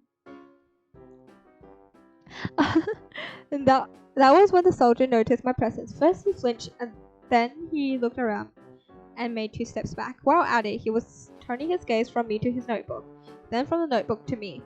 I'm gonna put in my predictions right now. It might like age really badly, but I think he's like the split personality dude. Are you alright? Instead of answering, Wolfgang turned his back on me and stuck his nose into his notebook. What in the world was happening? Who are you? You were present during the interrogation this morning, weren't you? I'm Nemo, do you remember? Slowly, Wolfgang turned to me and straightened his shoulders. What do you want? His behavior and questions were surprising me more and more with each second. I need cigarettes. If you haven't given them to Helga yet, I can do that myself. That would be for the best, I guess. I could hear the pages rustle. Wolfgang burrowed into his notebook even deeper. I always thought he wasn't listening to me until he started mumbling. It says here that it was in the right pocket. He reached into his pocket while continuing his reading and pulled out the ill-fated pack of cigarettes. Actually, he might also have dementia, like short-term memory, like kind of like Dory. It's like Nemo and Dory. We can be besties. Hey, the cigarettes. Oh, I'm so done with these little bitches. Don't smoke, it's bad for you. You can get lung cancer. It looked all worn out and crumpled. Its challenging journey of being passed from hand to hand between Helga's comrades had left evident damage on it. Is that it? Yes, thank you. Wolfgang didn't answer and went past me, while still reading the mysterious text carefully. What happened to him? Why was he acting like that? I still had a lot to learn. The quirks made me ask unnecessary questions that were standing in the way between me and the search for my past. There were too many mysteries and absolutely no answers. Finally, I could get my bed linens. Helga was sitting at the table with her hands crossed, and she was examining the phone half-heartedly. My presence didn't cause any reaction from her. It even took her some time to look up. Oh shit, I skipped again. Yeah, you asked me to bring these. She took it reluctantly and turned from side to side in front of her eyes. Where did you fish it out from? What in the hell? What happened? Helga didn't answer, sprang to her feet and ran up to the window. While she was desperately trying to figure out what was going on outside, we could already hear people shouting in the hall. Form a line, quickly! Oliver's silhouette showed in the doorway for a split second. Helga reacted at once. Still without explaining anything, she leaped up to me, grabbed me tightly by my shoulder, and pushed me into the hall. Okay. All the soldiers who I had the honor to meet that day formed a line. The only one missing was Elias. Yeah, he's blind. He might need some, help getting here. I was standing at the very end next to Hans. Who's the fuck's Hans again? For a split second, every soldier who gathered there turned their gaze to me. I could see suspicion in their eyes. Who's Hans? Okay. The sound of the siren would not stop. It was getting more and more nervous by the second. Why was everyone so quiet? What was going on? Just before I could answer those questions aloud, Oliver showed from around the corner. He looked a bit tense, but his voice sounded confident and serious. Oh, that's Hans. The ugly guy. We're under attack! What? They blew out the northern wall and threw it. About 11 men. 11? That's nothing. Into permanent camp territory. Nobody expected that. We weren't ready. Bestie, it's 11 people. Send out like 12 magpies or something. Oh, actually, where is this set? A dozen soldiers were sent to the site of explosion. Oh, explosion! There is threat of an attack from the southern wall. Elias is contacting the intelligence department right now. Things don't look good. Forces are uneven. You have a minute to get ready, and later we'll all gather in the strategy room. Elias will be waiting for you there. He will explain our strategy, and we will stick to it firmly. There is not much time, so we will strictly follow the instructions. Everyone was silent, just listening intently. Perhaps they were called a special squad for a good reason, even though I hadn't noticed any outstanding skills among them at first sight. I don't know if this is like realistic or if we have magic powers. It's all in our hands now. This battle will show who has the advantage in force. Any questions? There's 11 people. Send me there alone and I'll beat all of their asses. And what will we do with Nemo? What if he is a traitor? Nemo will fight with us. We can't make any conclusions right now. And the commander? He's with the rest of the soldiers right now. Nobody spoke another word. Oliver nodded and we started preparing hastily and rushed to the basement room he told us about. Oh, are we gonna get like some gameplay? The ceiling in the roof was quite low. Helga and Wolfgang even had to bow their heads slightly to avoid hitting the beams that were sticking out. Elias leaned over the table in the center and was running two of his fingers over the mat that was lying there. He lifted his head when all of us barged into the room. Oh, he has a hat. Elias is my favorite so far. There's an ambush near our camp. Come here, I will show you our plan. We closed around Elias, and that was when I could notice the relief on the map. No wonder even blind person could read it.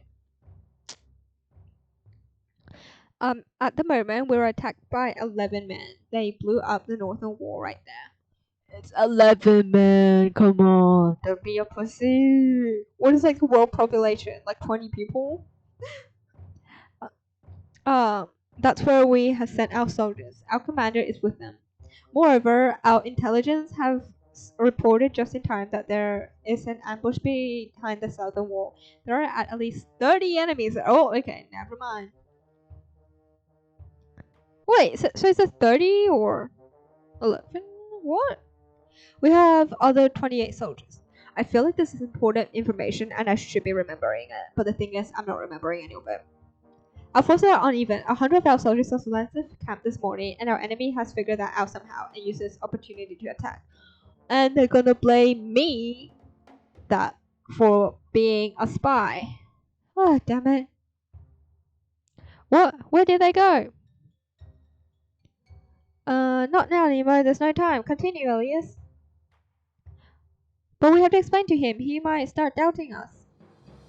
Oh, damn it. What bad timing. Oh, everyone has hats except for Ruth.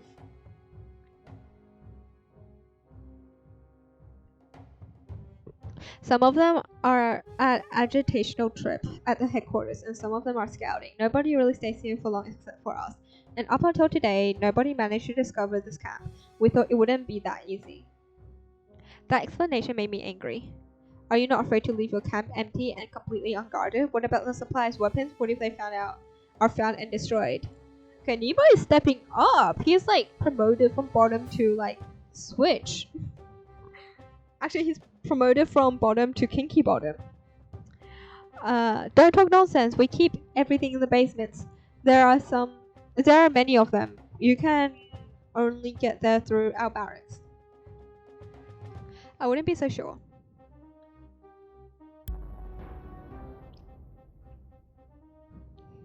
Another explosion had thundered outside. More likely, they blew up the southern wall. We need to hurry. Let's listen to what Elias has to say.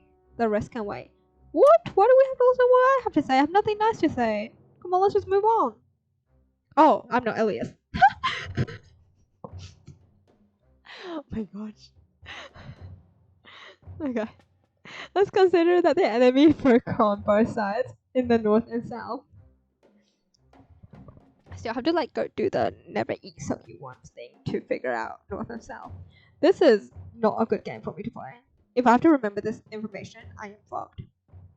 But I am concerned that there might be another ambush in the west and east, and there will be another attack. They were completely surrounded, man. I've talked to the commander, but at the moment they have advantage and a significant one. The commander is waiting for the reinforcements. Is that it? Then why in hell are we gathered here? We could have been fighting already. Elias remained calm. He was looking right in front of himself, and his fingers were twitching as he was running them over the map as he was looking for something. No, I've already told you already. We should expect another attack from the west and east, but for now, there are just my speculations. Sending soldiers there will be unreasonable. For now, 3 of you should help at the northern wall, and another 3 should be helping at the southern wall. I feel like the human population has decreased a lot if we're sending 3 people out to war. I mean 6. What about the rest? Nemo, Hans, and I will go to the radio cabin, and I will send a message to headquarters. Oliver, give me the key. You shouldn't have locked the door there today. How could I know? Oliver started juggling the keys, and one of them he held out to Elias. Nemo will be watching the eastern wall. If the enemy attacks from there, the first thing they're going to do is destroy the radio cabin. Hans will put me through to the headquarters, and I will deliver a message. I feel like they're not very min-maxing the people around here because Nemo, aka me, is not very trustworthy. After that, all 3 of us will join you. And what should we do about the western wall? What if they really attack from there? For now, we won't do anything. At the moment, those are my assumptions. Just keep that in mind. Our plan might change on the way. There is another thing the commander wants to ask all of us. Elias kept quiet for a bit. Don't die. Not one of you. Oh, damn it. I was planning to do that. The silence that had fallen for a while was disturbed by Helga. She banged the table with her fist, using all her strength, and then furrowed her brow, either from pain or anger. Damn it. You can do whatever you want, but I won't stay here any longer. I'm going outside. I'm a soldier, and will stay one until the end of the war, even if I don't live long enough to see it. What a boss bitch. Oh my dear girl, I'm always with you. Ruth showed a dazzling smile and put her arms around Helga's waist, which made Helga's expression even darker. When I heard Ruth said, I accidentally noticed Wolfgang's intense gaze watching them from behind his notebook. We could hear the sound of heavy steps when tingling in the room. Oliver showed up in the dormitory. He was smiling cheerfully for some reason. I hadn't even noticed his absence. Oh my god. What is this? A cock ring? Or what are those things called? Chastity cage on the dick? I opened the armory. He take the gears, but only take yours. Wolfgang, Doris, and Yakov will go to the northern wall. Ruth, Helga, and I will go to the southern one. Nemo, Hans, and Elias will go to the radio cabin. The rest we will deal with on site. No heroics from you this time. Elias, follow the commander's order. Fuck you, I'm gonna be heroic. Elias nodded subtly. Helga was the first one to leave, and Ruth hurried behind her. Yakov, Nemo has no weapon. Borrow him one of your revolvers. we'll think of something else for him later. Okay, so we don't have superpowers. That's kind of disappointing. Him?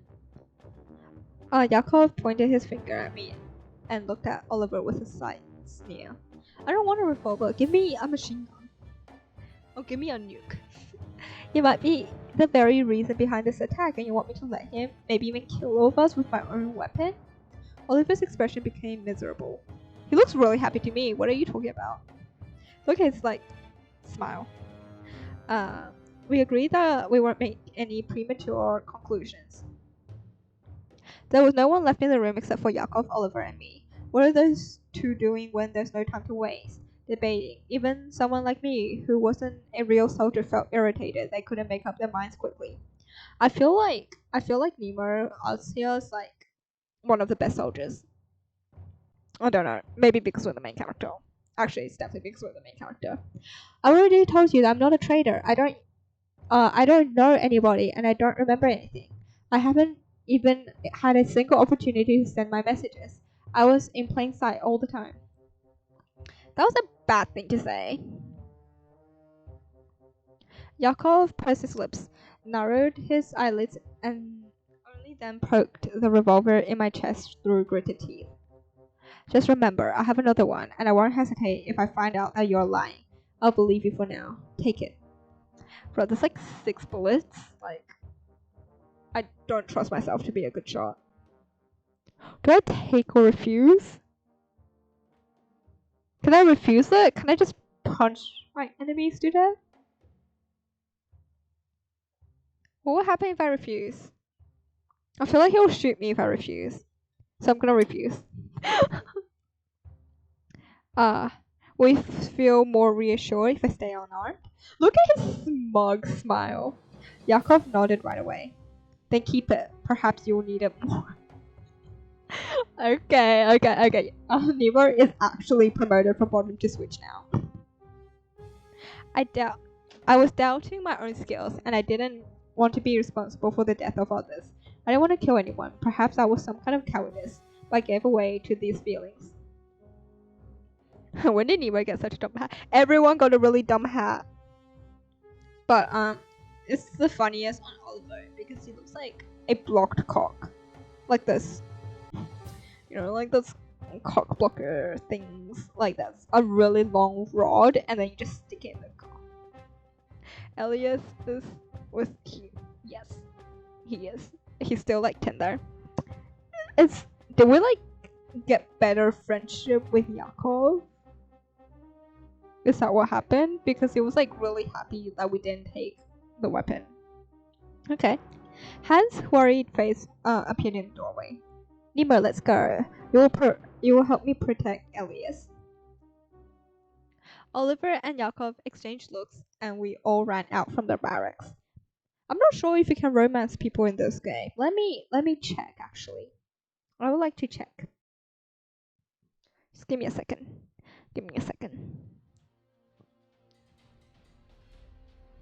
Oh, what's this game called again? Guilty Parade.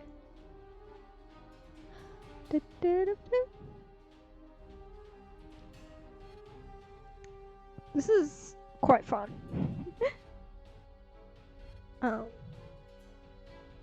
Choose which side you're on. So that means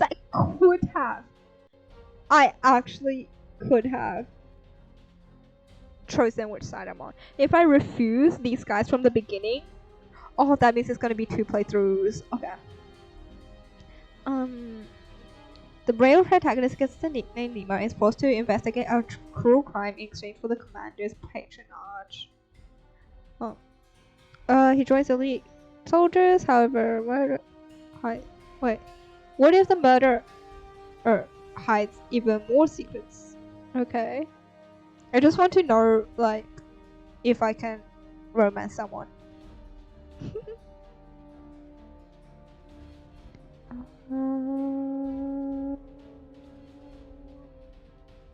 The opportunity to build strong friendship bonds with quirky characters.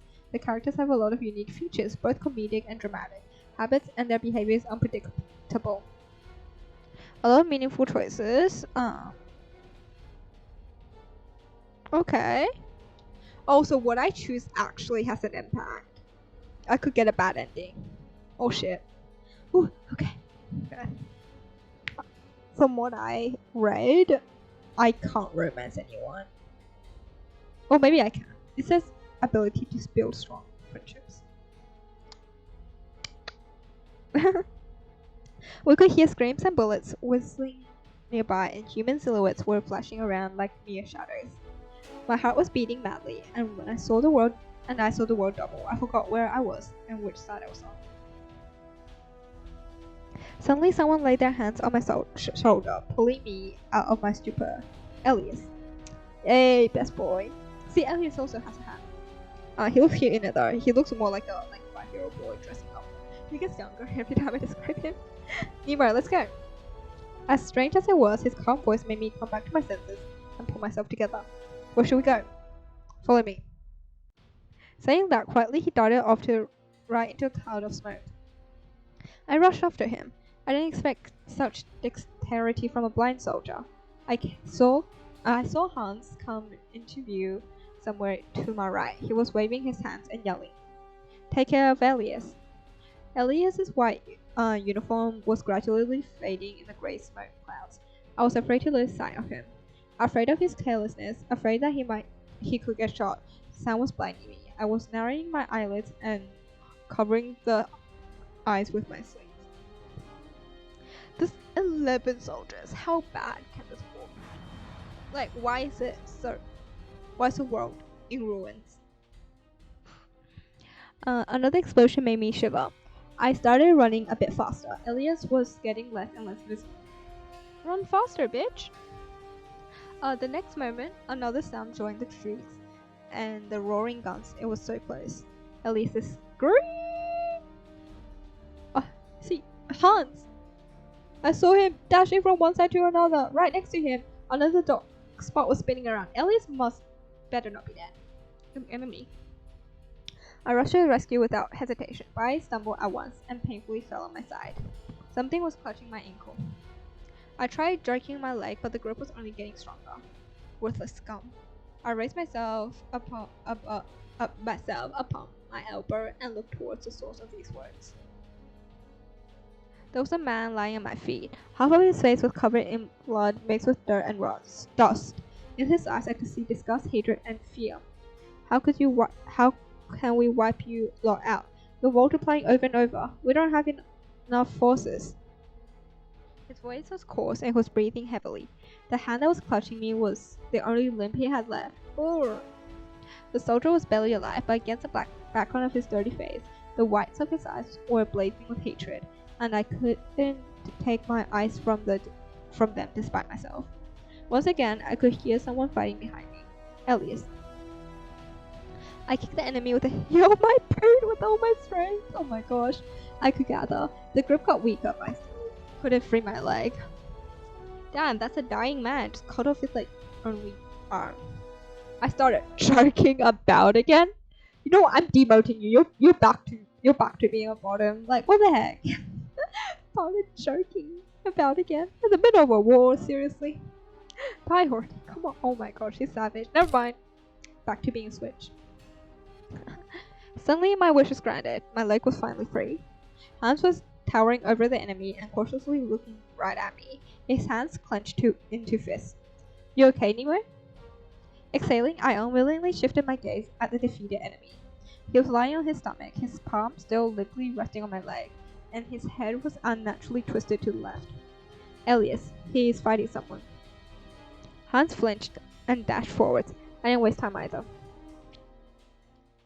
See, Nemo is definitely a soldier before, all of this. My bruised elbows were burning from pain, but wrath was urging me forward. What are you angry about? I noticed Elias when Hans and I got really close. He was lying on his back and tried pushing the enemy who was clutching his back with both his hands away with his cane. I don't feel it's very min-max to have a blind guy on the battlefield, just saying. Hans got to them first. Without any hesitation, he grabbed the unaware enemy by his head and with a firm movement, he sharply twisted it to the right side. Crunch! And the man's body got weaker and his hands were just hanging limply. Right after that, we could hear Elias's loud, dry cough. Hans helped him up while I was watching the scene around me with terror. Death, one after another. I was overpowered by mixed feelings that were hard to grasp or analyze. I followed Hans and Elias. After a few steps, we approached a wooden building. Elias passed the keys to Hans and he unlocked the door.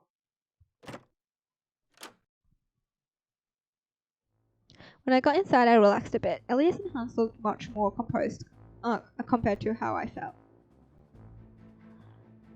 Turn on the radio set. Hans started running around the room, turning on all the devices and put on the headphones and started setting up the frequency. Elias was standing still next to him, staring in front of himself, flat-eyed. Give me a second, I need to drink water again.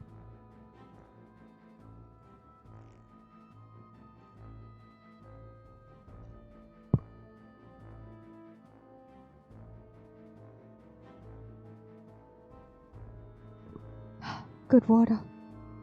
I already read that. Done. Elias turned towards the voice, but his gaze was glued to one spot. Hans helped him put on the headphones and brought the microphone to his mouth. While we were waiting for a connection, I looked outside through a big window. The dust had slowly started to settle down, and you could already see the path we followed to get here. The sound outside the radio cabin reverberated as hollow rumble. The only thing you could hear clearly was Elias's voice when he started transmitting the message. Hans approached me. Were you scared? No or yes. It felt like it had already happened before, as if I took parts in battles before. Yeah, this guy was definitely a soldier before. It seemed to me that you were scared, especially when that man was holding you by the leg. Perhaps you're right. I have some mixed feelings. Thanks for saving me back then. I mean, everyone would be fucking horrified. Don't be afraid, and don't be scared of us either. Why is he blushing? Is this the first person in my harem? Is that what's gonna happen? Suddenly he looked hesitant and lowered his head guiltily. What does that mean? What would I be afraid of you? Well, you have amnesia after all. I thought maybe you were scared. I had nothing to say to that. Surprisingly, Hans turned out to be far more insightful than I was. The next second, Elias came up to us. I sent the message. The reinforcements will be here soon. Our soldiers are somewhere close by. They should have heard the explosions. I hope they'll make it on time. They should. It's been quite a while since the first explosion. Elias turned around and was the first to head to the front door. I was still very impressed by how he managed to show such a good sense of direction without much effort. Just how many times must he have passed through here to remember the precise placement of all objects and the size of the room? Elias, let me go first. Don't worry, there's no one around here. All soldiers went to the western wall. I can hear them. Still. Hans was about to extend his hand to him, but Elias had already opened the door with one firm movement and stopped to listen closely for a moment. Only after that, he made a step outside.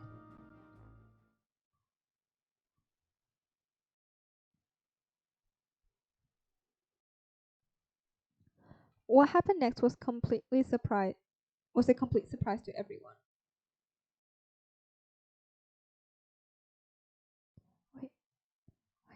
Wait, what the fuck? What happened?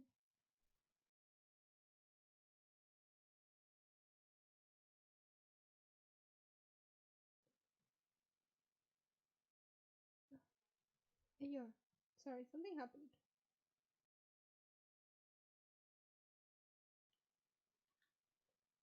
Okay, never mind, we are good. What happened? Okay. But everyone but Hans. Someone's hand went to Elias and grabbed him by the throat.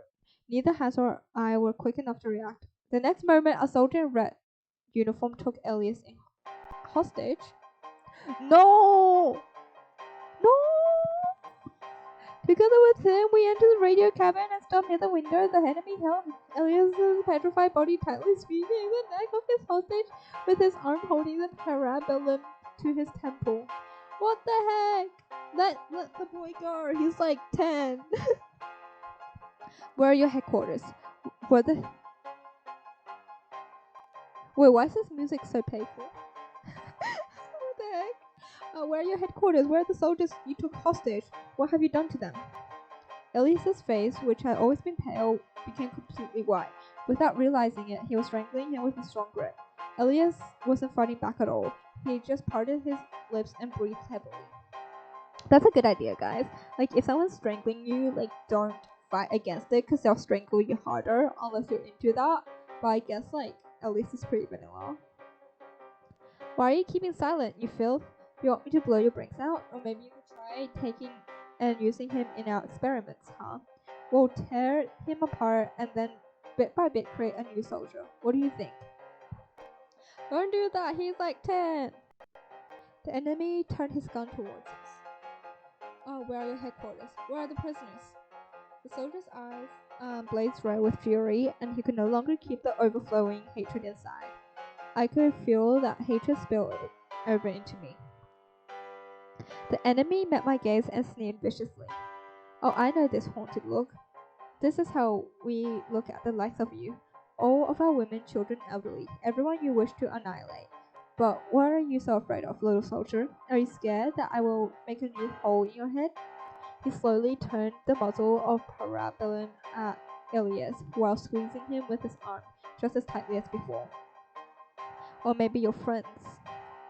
I frowned, noticing the corner of my eye how Hans was looking from me to Elias with horror, as if I tried to decide who he should protect. Oh my gosh. Do I have to choose one of them? Let him save Elias. Let him use this opportunity while the enemy is distracted on me. No, this is war. If you don't kill us, we will kill you. Ah, this little brat has decided to tell me we're warriors. You should grow up first, sucker. Some adults have made all the decisions for you and brainwashed you with this nonsense, and you fell for it. You know nothing about the real life. You don't know what you're missing out on. Lost in the heat of the speech, the intruder started waving his weapon and frenziedly squeezed Elias's throat. The latter started wheezing, but he was barely moving. He only tried to unscrew the handle of his cane with his fingertips. Hans noticed that too. We had to distract the soldier. I put my hand over my heart in a voice as calm as like a master. Then tell me, what if I belong on your side? How are you better? The intruder started laughing out loud. It's too late. It's way too late. You have no heart, no blood, no soul. There is poison flowing in your veins, and with each second the devil fills your mind with his corrupt worldview. But self-deception is real bliss for you. You can never become like us again. Too late. Now's the only way out to exterminate you. He couldn't finish his. Oh, okay. It's not Elias. he couldn't finish his monologue. At that moment, a sword blade flashed in Elias's hand, and without further ado, he thrust it in the throat of the enemy. Is bust. Hans dragged Elias aside from the dead man. The body crashed down to the floor with a loud thud, and I was still standing aside from everything that was happening. Damn, he's bloody. All of us kept silent for a while. A small discussion with the enemy didn't help at all. I would get the soldier to talk if Elias and Hans were not there. I wanted to help them and save myself and learn more about the world. How did I manage to do that? Let's leave him here. We need to help others. Wouldn't it be better for you to stay for a while? It's still too dangerous outside. Elias frowned a bit. Perhaps it hurt him that I was so straightforward about his weakness. Nemo is right. Right now, it would be best if you just stay safe. We need you alive. You know that yourself. Elias's face expression became distant. You are right. I will stay in the basement until it all comes down. Hans and I left the radio cabin.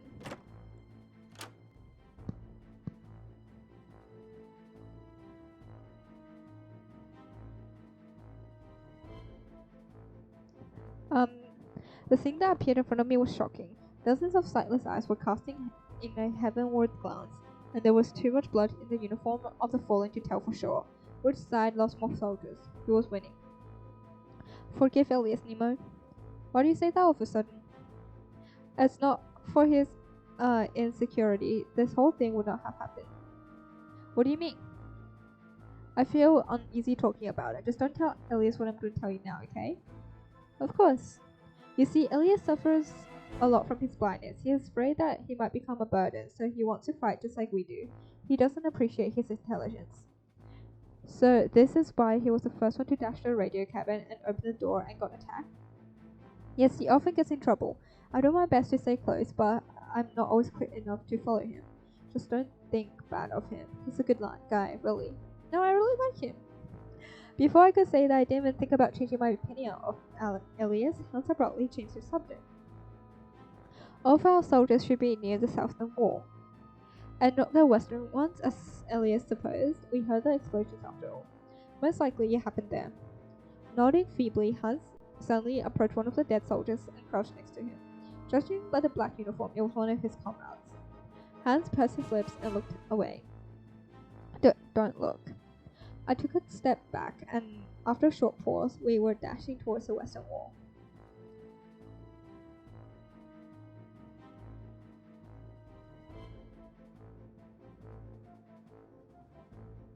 That's a tiny explosion. We could hear the raging battle sound near the western wall from afar, and we were getting closer carefully, trying to hide behind the trees. I saw someone I had the chance to meet that morning. They were fighting violently and skillfully. While Hans and I were hiding in the bushes, a sound of dozens of feet stomping past could be heard behind us. This was the reinforcements Elias has requested. Hans took off to fight alongside them. Stay out of it. Don't risk your life without knowing the truth. The words of the soldier Elias killed were still ringing in my ears. The hatred and sincerity of his voice were blending together, raising doubts and forcing me to stay cautious. I still have to wait until the time is right. I have a lot to learn before I can start taking action. I was standing behind the trees and watching others protect their lives. And mine too.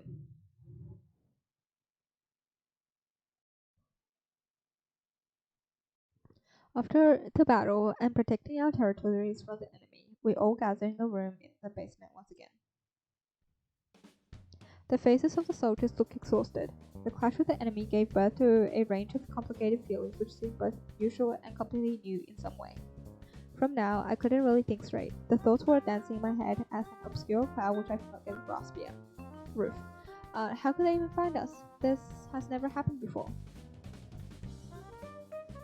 Some things will definitely happen for the first time. Helga's indifferent expression returned to her face, and she lit up a cigarette. Her face twisted with anger. That I saw on the battlefield now seemed just a phantom of my imagination.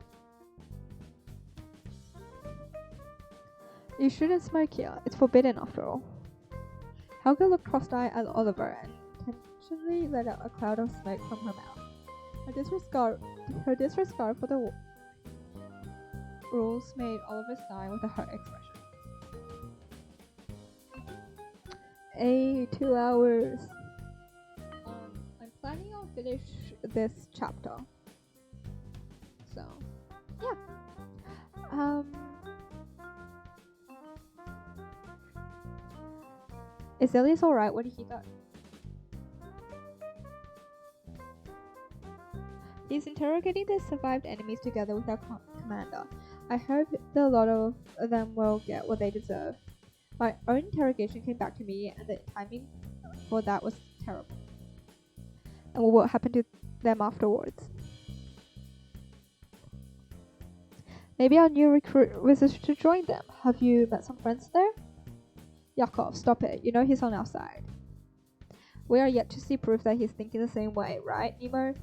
Would you like to go to that room again? I could try interrogating you on my own, and I bet I could get better results. Have you finally invented the truth serum? Yakov scowled.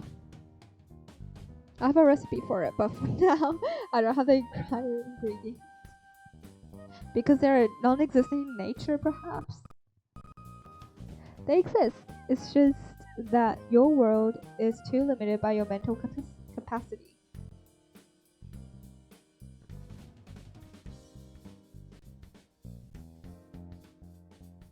Ruth was about to lash out at Yakov, but Helga stopped her, holding her around the shoulders and drawing her closer.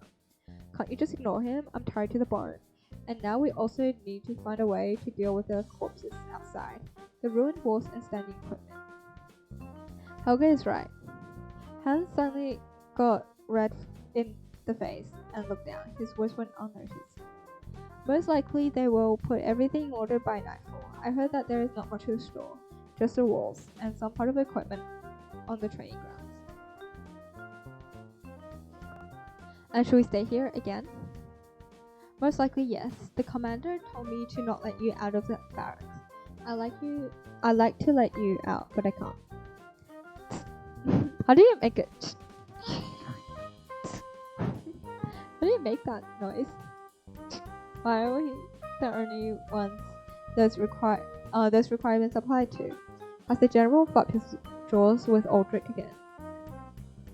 Ruth rested her face upon Helga's chest and hugged her. Sweetheart, I told you to be more gracious towards the commander. He is already doing a lot for us. In response, Helga shivered and tried pushing her away, while Ruth was clinging on tightly and started giggling foolishly, thinking that discontent was some kind of a game. Hans and Wolfgang were the ones to pay special attention to what was happening between them. Ruth, Helga doesn't like that. What do you know? Helga is so restrained only in front of you guys. When we're alone, she's completely different, right, honey? I was watching their love-hate relationship with amazement. Helga rolled her eyes and pushed Ruth away more firmly this time. The latter looked a bit disappointed first, but she managed as she flashed a binding smile. Let's continue when we get back in our dorm, maybe. Doris will be sleeping somewhere else tonight. Doris got tense and cast a meek look at her while Ruth was acting as if her words didn't cause any reaction. How did he put up with those two? Good enough. Helga knows how to shut Ruth down. Oh no, Doris just can't take it. She's just not my type. Feels jealous. Don't listen to her. What the hell, Ruth? That's enough of the stories for one day. Let's leave some for tomorrow. But that's true. All girls have good taste, so it's not surprising that this whole camp is going crazy over me. Tell them, Wolfgang. Tell them I'm saying the truth. You made a list of all my fangirls just recently. Come on, read it aloud. Nemo needs to know who he shouldn't mess with after all. Already told you, I have no such intention. Suddenly, Ruth winked at me as if my partner in crime. All of us men are changing as wind in the valley of passion. Once we reach one fountain of life and drink from it, we tend to go and taste the next one. Wolfgang started shaking all of a sudden, and pursed his lips so hard that he got teary-eyed. Was he laughing? Huh? His laughter didn't last long. Once he noticed fixed eyes on himself, he covered his mouth with the open diary and started coughing quietly. I couldn't understand what was going on. Even though it seemed like they were serious, they talked about some nonsense, as if they had completely forgotten they were killing people just a while ago. Or was it an act? But for what? Wolfgang fell silent. Just as quickly he started laughing. He frowned again and hurriedly started rustling through the pages of his diary. His eyes moved restlessly through his notes. Ruth straightened, which made her look even taller, and threw it out of her chest with pride. Title. No, wait, don't read the title. It doesn't mean anything. Why not? Perhaps it's a list of girls who you managed to cheat on. I'll go with. Ruth looked at her friend with terror, but Helga was still smoking as if nothing happened and even seemed oblivious to what was happening. Of course not. I'm loyal to Helga. I don't need anyone else. They're just hitting on me. She tried snatching the notebook out of Wolfgang's hands, but he stubbornly locked his hands on it. Ruth started speaking in a sweet, soft voice, but I could hear a tinge of hardly restrained threat. Let me read it myself, Wolfgang. That's personal information after all. But he wouldn't let go.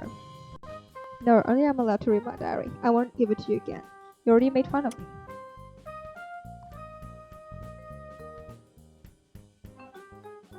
Suddenly, Ruth froze and looked at the rather frightened but still stubborn Wolfgang menacingly and then let go of the notebook.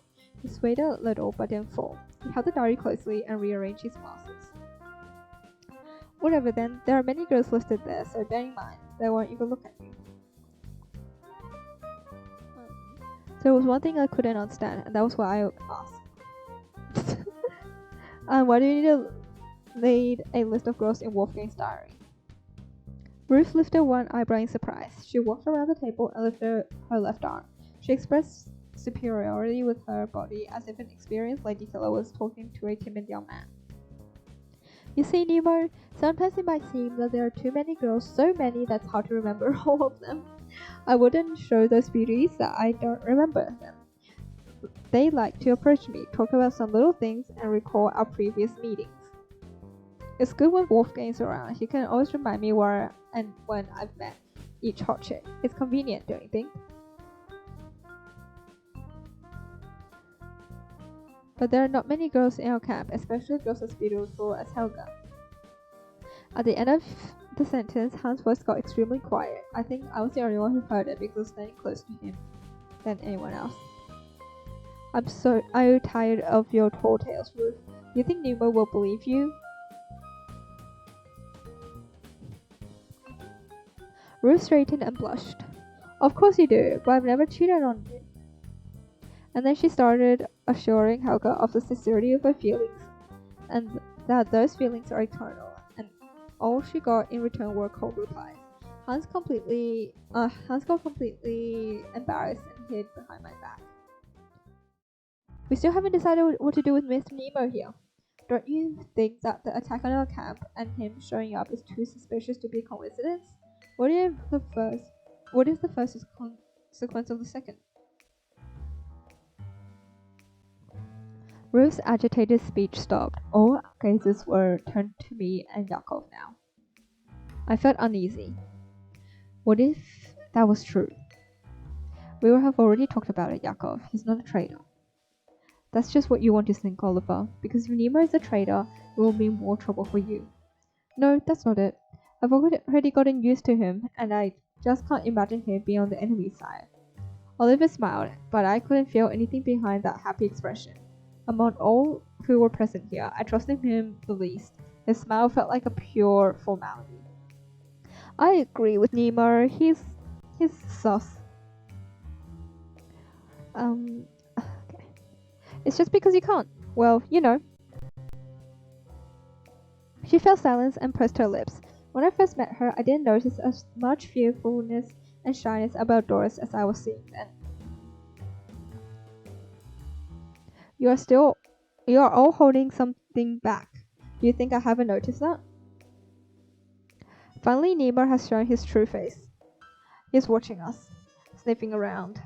Come on, try telling me that I'm wrong. I was taken aback. Yakov is smiling disdainfully as he had managed to get the upper hand. He twisted the meaning behind my words completely. I'm not sniffing around. I'm trying to adapt. I don't know where is the truth and where is the lie. I don't know who I am, where I belong. I'm forced to learn a lot of new things, not only about myself, but the world in general. Do you do anything useful for us today? How do you prove yourself? Do you think you can be trusted?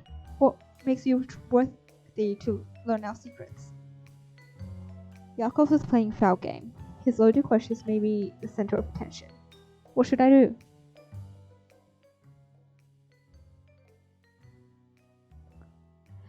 Does loyalty mean murder? I haven't decided yet. Murder. Well, we didn't really murder someone as much as put that guy out of misery. I haven't decided yet. What haven't we decided? No. Let's go for the first option, because I want to stay with this route for now. So the only way for me to prove my sincerity and that I'm not going to betray is by killing someone. Is that it? Well, we did kill someone, technically.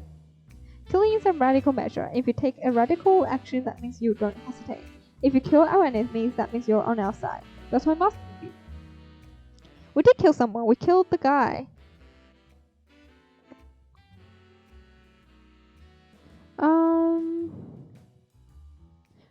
Okay, radical measures are evil. I don't want to kill anyone. I don't want to kill anyone, sounds way too innocent, and I just really don't like that, so I'll go with the first one. It makes me sound a little bit smart. Radicalism will never help solve anything. People die from it. There's war because of it. For now, I can't say for sure that I will fight on your side. Oh, that is sus. They can literally shoot you in the head right now because you basically just said, I could be on the enemy's side, Misty.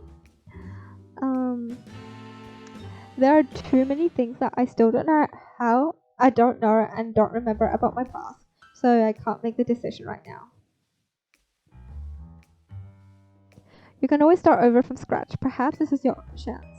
Ruth smiled happily, which made my expression even darker. Maybe. I'm not ready for it yet. Yakov came closer to me. I was watching the expression on his face. A sarcastic grin wouldn't leave his face while he was eyeing me as if I was flying a spider web. I don't trust this guy. I trust like no one here. And when will you be ready to decide? During your last moment before your death? In that case, you won't have much time left, I'm afraid. I felt irritated. Why wouldn't he understand? Why was he forcing me to make the choice right then? Then I will think about it in my afterlife. Oh my gosh, he's so smug. Look at his face. Hans approached us. He stopped with his back to me and squeezed into the narrow space that separated me and Yakov. Stop it, stop fighting. Seriously, cut it out. It's his first day here. Give him some time to adapt. We will watch him for a bit, and later it will all become clear, I think. Well, I guess we'll leave it at that for now. Do you think we'll finish this by the 3-hour mark? Getting a little bit tired, but I really want to finish chapter 1. Helga aggressively inhaled the last whiff, stubbed out the cigarette end, squeezing it with her fist, and dropped it at her feet. She left the room, and Ruth rushed after her. Once they disappeared behind the door, Hans made a dash for the cigarette end. He picked it up carefully with both of his hands and was examining it for a few seconds as if spellbound. Then he put it in his pocket. Oh, he's creepy. He's like a yandere. What the heck? Why is he? Oh. Apart from me, nobody noticed his strange behavior. No, I don't trust anyone here. Oliver waited for us to leave the room and closed the door behind us. Nobody said another word, and I was in no hurry to open my mouth either. Good they believed me. Their trust was crucial for my fate, and I felt only with their help I could learn the truth about myself and the yet unknown secret of the world. We could actually get to the canteen only about nightfall. Before that, we were helping with the restoration of the camp walls, cleaning our clothes and washing ourselves. Our common activities didn't help us close the gap between the soldiers of the squad and me. I still felt like a stranger. However, the future no longer seemed frightening. I intended to fulfill the promise I gave to the commander. They still didn't reject me. They were only observing me. Oh, don't tell me you're gonna eat that. We entered the canteen. I caught sight of the hideous cake which I witnessed Doris cooked this morning. Did we really have to eat that? I have a surprise for you. The most exceptional and the most original cake in the world. We're all gonna die of like diseases instead of like war at this point. She pointed both of her hands towards her creation. A feast for the eyes, isn't it? An omen helped me avoid a horrible mistake. Doris winked at me cheerfully, and I quickly looked around as someone who gathered their feeling guilty of helping in the creation of that exceptional meal. And how long are you going to keep this up? We told you multiple times we don't eat your cooking. This time is different, it's special, it's not at all like the previous ones. To prove her words, Doris started nodding energetically, backing off towards her culinary creation. The crankiness again. Everyone sat on the benches at the table without much enthusiasm. And where's Elias? Is he still on interrogation? Yes, usually interrogation is a time-consuming process. Doris, together with Hans, was serving the treat. it was not the best time for me to remember how she tried to pull a pea from inside her cake. In a minute, Hans with a guilty sigh put a plate in front of me. I looked at the dish, the glob made of meat and overcooked vegetables seasoned generously with raw egg appeared even worse at a closer look. Yakov got the next serving. He was sitting to my right in a black face mask. I saw his eyes narrow in delight when he noticed my reaction. Bon appetit! You too. Are you gonna eat this? Would you like me to treat you? I don't eat any food that's not cooked by me. No thanks, I'm not very hungry. Do you cook your own meals? Ruth, who was sitting in the opposite of the table with Helga, answered for Yakov.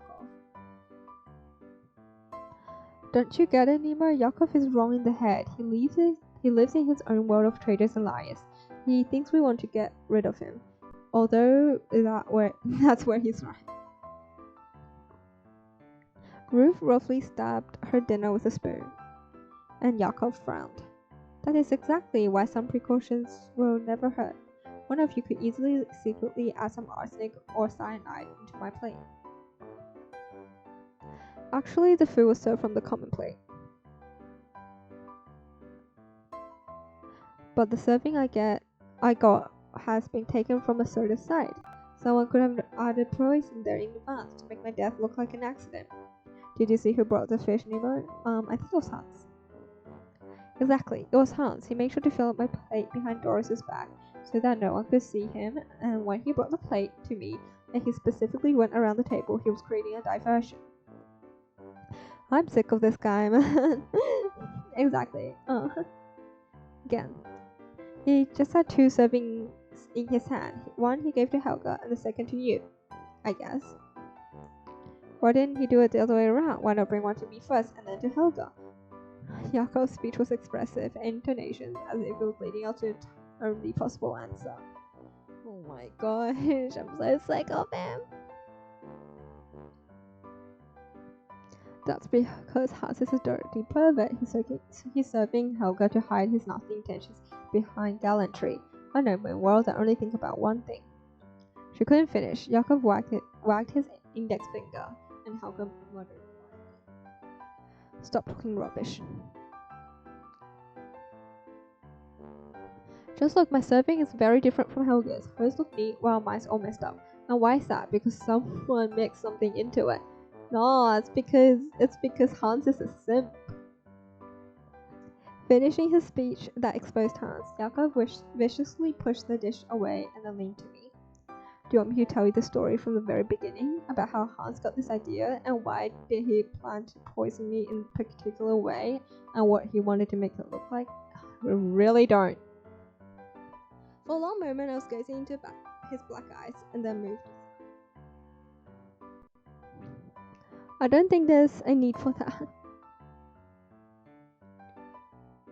My answer didn't surprise Yakov. He shrugged, got up from the table, went to one of the windows where he assumed the position of spectator, and started spinning one of his revolvers on his index finger.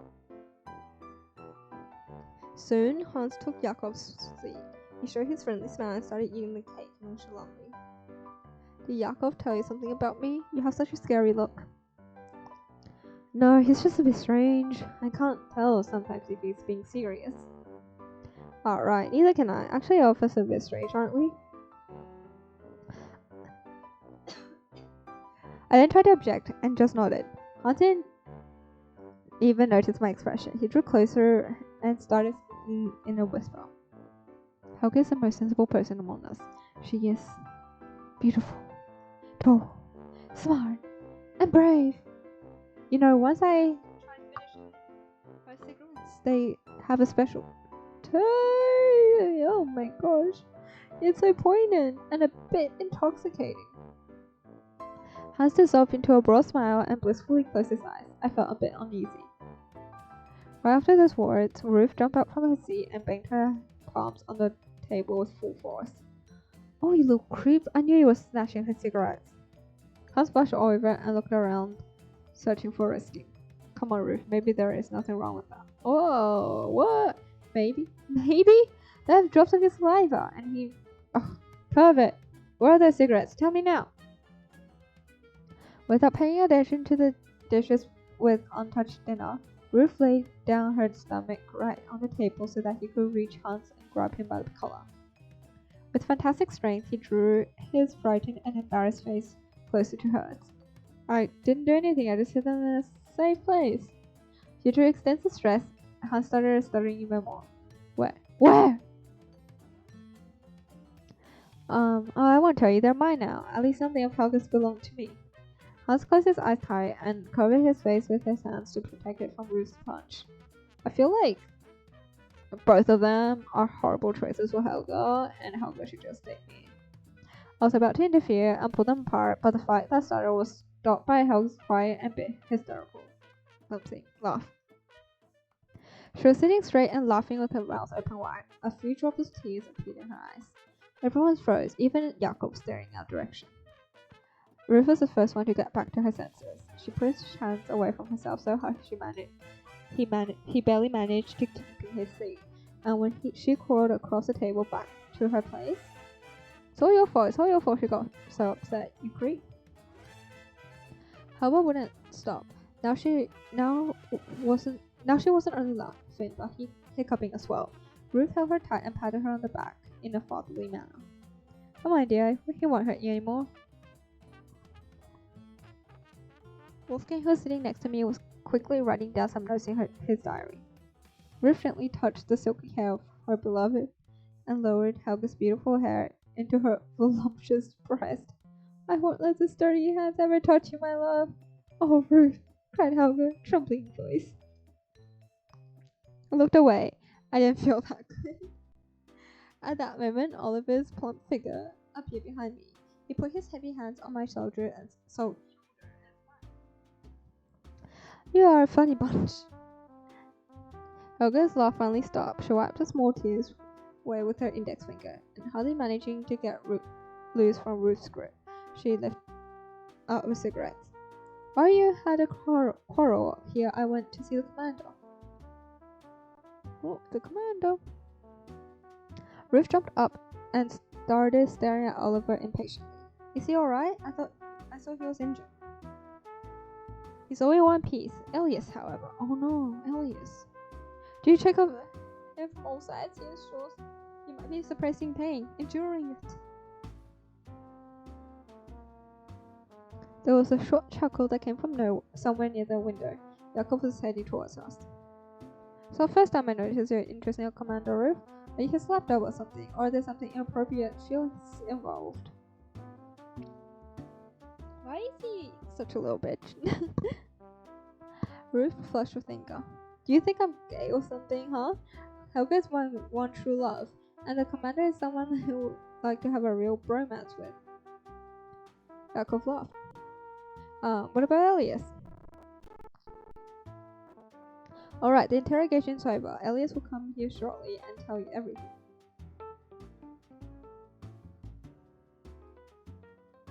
Everyone went quiet while waiting. I decided to use that pause to recover from the absurdity of the scene I saw.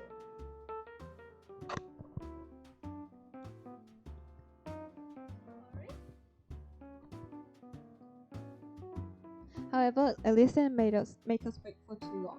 Soon he appeared in the doorway, stopped for a moment, and then approached us. I'd like to apologize for what happened. It's my fault that I was careless again. It's not for my selfishness. Hans and Nemo would not have got in danger. Twice. I'm sorry. No harm done, Elias. We're all alive. That's the main thing.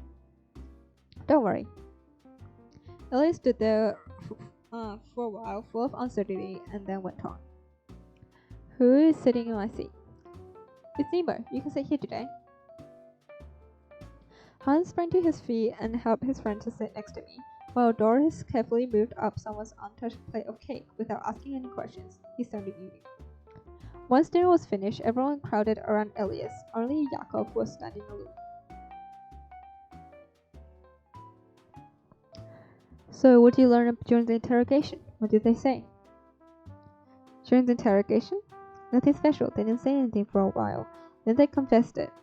That they attacked because they wanted to gain favor with their authorities. What does that mean?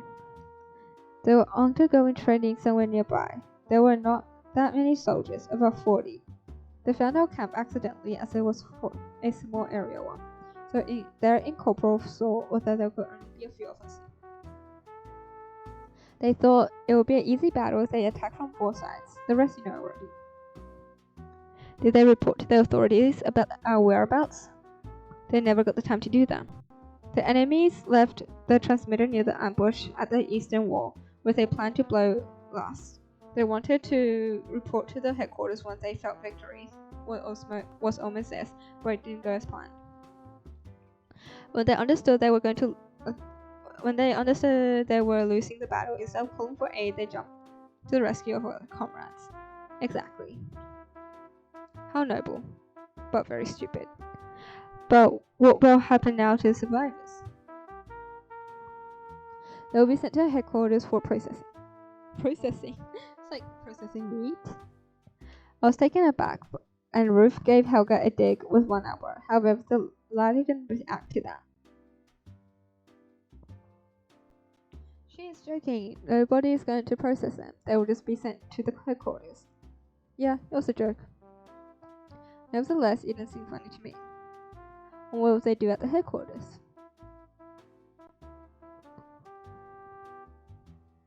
As far as I can remember, Commander has forbidden us to answer any of your proactive questions. And how is my question provocative? Because it became so the moment you opened your mouth. I pursued my lips in frustration. Oliver started waving her hands to calm us down. Oh, it doesn't matter. The main thing is that it's not our headache. I feel sorry for those guys, but they had it coming. Is that it? Yes. Well then, it was written in my diary that I go to bed at 10 p.m. It's 2 to 10. I have 2 minutes to fall asleep.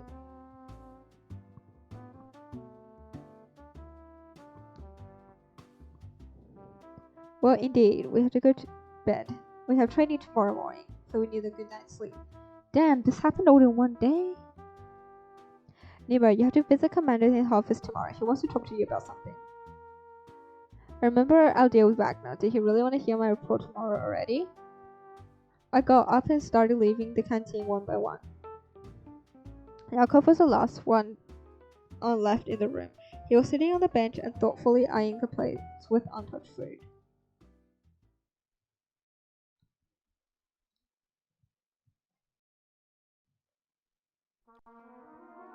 Oh, is that chapter 1 done? Please be chapter 1 done.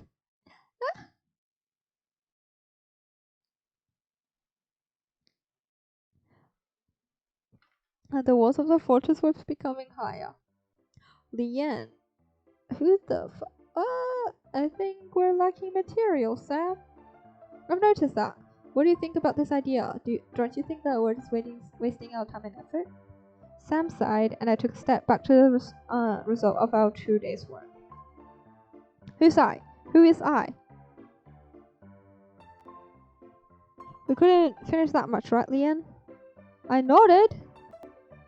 We were in the courtyard of my house, building a fortress to protect ourselves from black apostates. That was Tom's idea when he came up with it unexpectedly, although it was always the same with other extravagant but somehow genius ideas of his. I wiped the sweat from my forehead with the back of my hand. Father had said it was going to rain that day, but it's still no cloud in the sky, and it was pretty easy to get sunstroke while staying in the shadow of a large oak tree. Who am I? While I was cursing at the heat at the back of my mind, Tom's surprised face showed up from behind the incomplete walls of the fortress.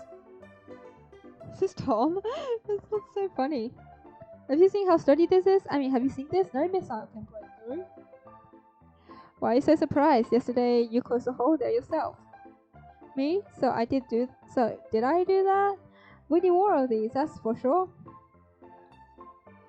Tom walked around to the constructions and stood close to Sam. Sam kinda scares me. Tom, are you sure the black apostates won't be able to get through this fortress? You bet. We still need many more parts. Sophia said she knows where to get them. A muffled girly voice came inside her house. Who called for Sophia? Tom put his right hand up as he wanted to go to the blackboard and yelled in reply. It's me, Sophia. I call for you. Come here. Sam pulled Tom's head down by the ear as he was mad. He started teaching him manners. Don't be such a child. Don't you remember how old you are? It'll soon be time for you to join the army and you're still fooling around. Wait, are these guys like kids? They're not old enough to join the army. Ouch, ouch. I won't serve in the army. I'll become a scientist and I'll dissect our enemies during surgeries. Sam let go of Tom and folded his arms on his chest. Then you should study hard because I'm the only one who opens any student's books in our house. Tom became a bit sad. You're smart, Sammy, but I'm not so much. I smiled when I saw Sam blush at that. He tried to hide how pleasant it was for him to hear that. You're smart too, but since you don't study, you're reinventing the wheel all the time. Once I enter school of healers, I'll study so that later I could pursue science. Leanne will go there too, right? I won't feel bored in that case. You dummy! If I want to enter it, you'll first need to pass the exam. They don't just accept anybody. Tom didn't have time to answer. Sophia appeared before us. She was smiling and looking at us like a fox. Do you have to pull apart the two brothers again, Leanne? No, we were thinking about the future. Listen, Sophia, what will you do in 2 years? She was amazed. We had talked about the future many times, but Tom was constantly forgetting what we told him about our dreams. Nothing could stay in his head at all. Or maybe this is our past. Leanne and I will become soldiers, right, Leanne? I smiled and nodded. You have no idea. I will become a hero and take down all the black apostates single-handedly. But the black apostates that sound like who Nemo is with currently, because they wear black uniform. No, you won't. There won't be any of them left after I fight them. She stuck her tongue out and I got angry. I wasn't mad, but I tried looking fearsome so she would know to better not mess with me. Wow, you're so brave.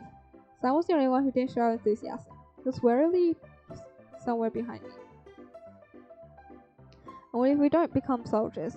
Or what if the black apostates will capture all of us when we grow up?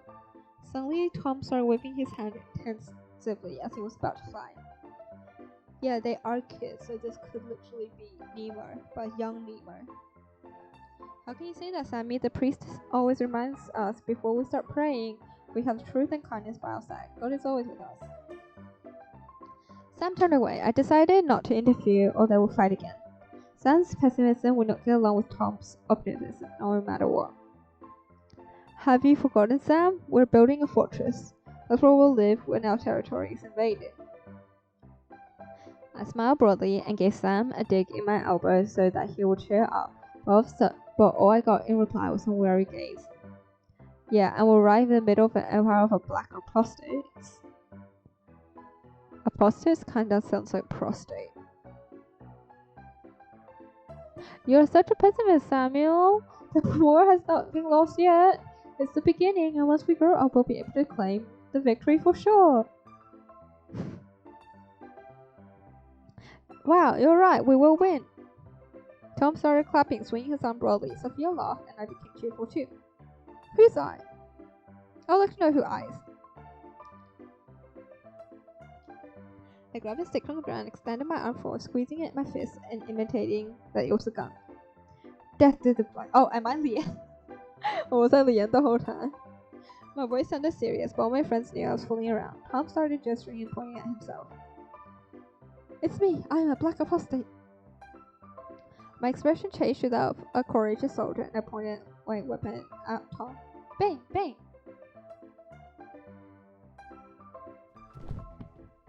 Tom's eyes became even wider. Clutching his side, dropped to the ground. Sophia was standing next to him and started laughing. That's how we would deal with all of them. Damn, these are some messed up kids. I don't know how old they are, but they're probably teenagers, right? 14, 15? Youngest? Sophia's slender figure poked Sam in the stomach. She was about to scold him once she opened her mouth, but my father slowly approached us in a long apron splattered with clay. His voice was quiet and frightened. Leanne, the jars are ready. You can take them to the market. Right, it was the market that day. The fortress made me forget about the work. Became sad. I didn't want to go anywhere, especially alone. Damn, Leanne's gonna get kidnapped. I'm coming. My heavy sigh did not go unnoticed by my father. He cleared his throat and spoke gently. I want to check.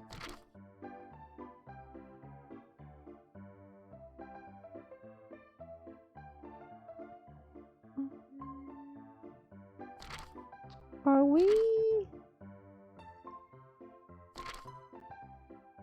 Well, first of all, we're running out of charge. But where are we? Are we still on the? Bro, it's been what? 9, 10, 11, 12, 3 hours. Help. Okay.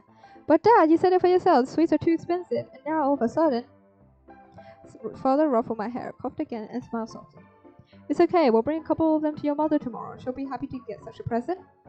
I hated it when he talked like that. It was like Father was losing his touch with reality in such moments. He doesn't need them. She doesn't need them anymore. Now, don't say that. Your mother will be so upset to hear that from you. Oh, their mom is totally dead. I was about to snap, but Sam spoke before I could do that. Thanks, we really want to go to Marcus with Leanne. We also need to sell something. Good luck, kids. I'll leave their jars at the fort. Treat them with care. I accidentally snatched 2 of them this morning already. I'll make sure the boys behave themselves. She puts her hands on her hips and grinned, just like a mommy. Sophia liked to boss us around using her position as the only girl we knew. Although her power didn't extend over to Sam, only to Tom and me as the youngest in our group. Father winked cheerfully and disappeared in the house once more. I heard his muffled cough again. Leanne, I really sympathize with you. About your mother, of course. But don't get mad at your father. He's been raising you on his own. If Tom and I had a father like that, we wouldn't be hanging around here all the time. At the very least, you have a mother, if my mom was here.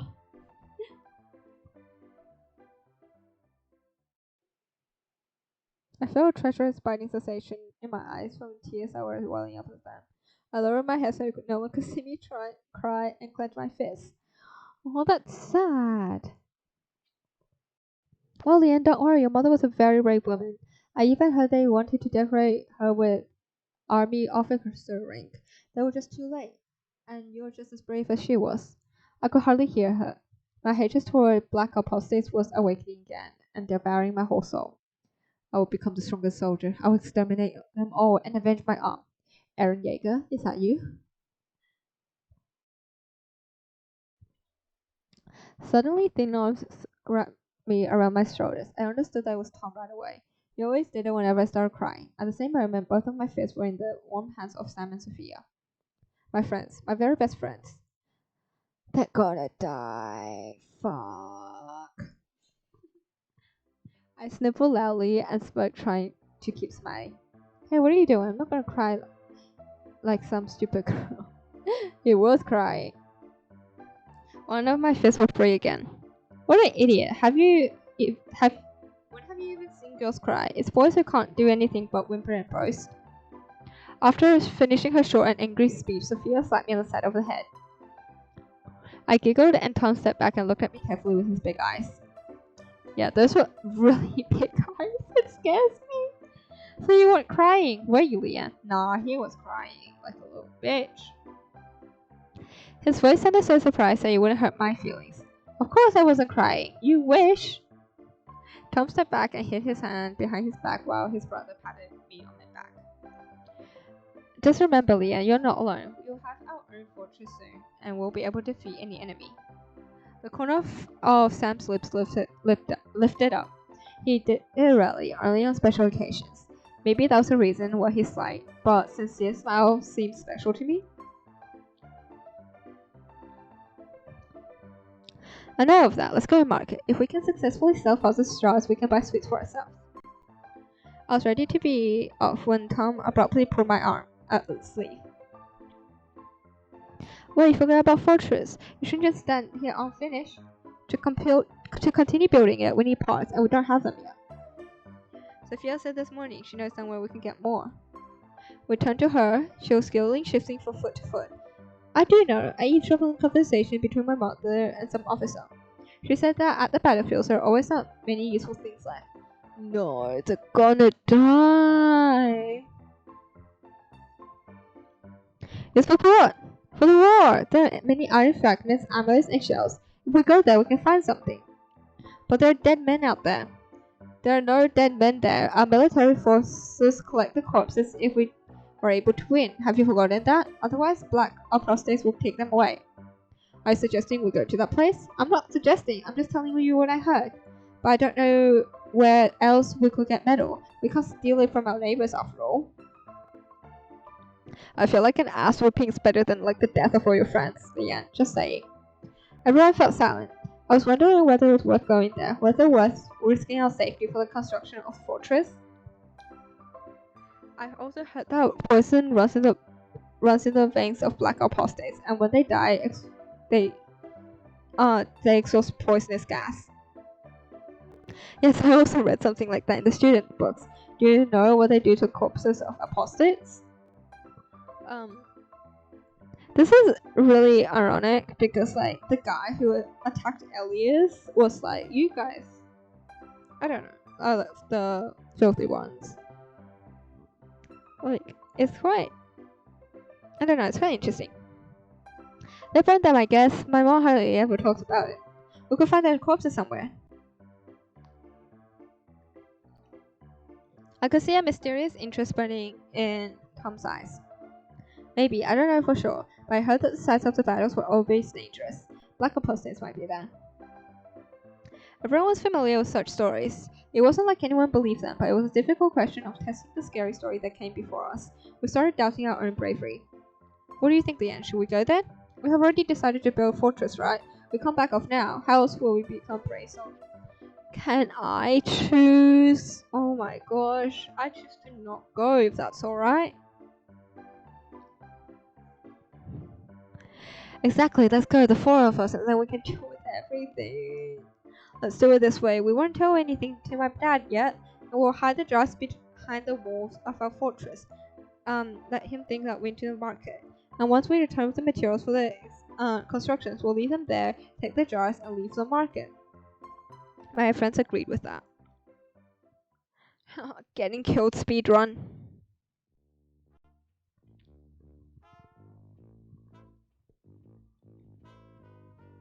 We went out on the deserted street. That day was the market day, so everyone was next to nobody left at the outskirts of the town where I lived, except everyone left for a market. That was our advantage. Nobody will stop a bunch of kids who decided to leave the settlements for some reason. Also, I got excited way too early. In a few seconds, our group of friends met face to face with an elderly soldier.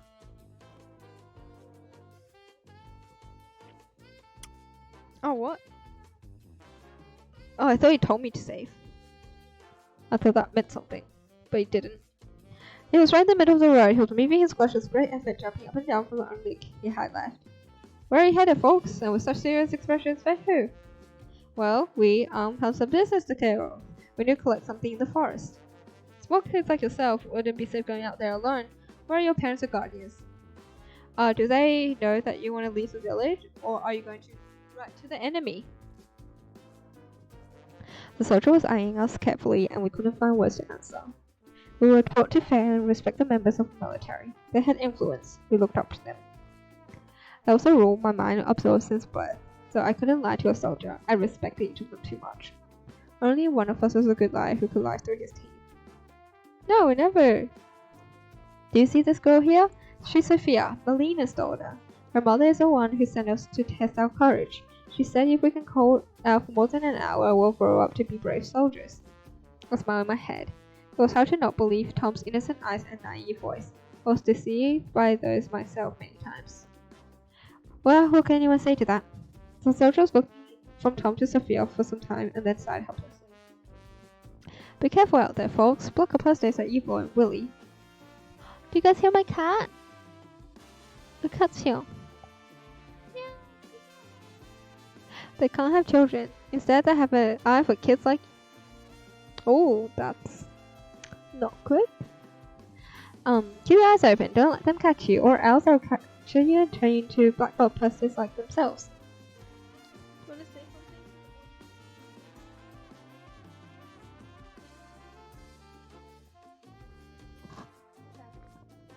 We're old enough.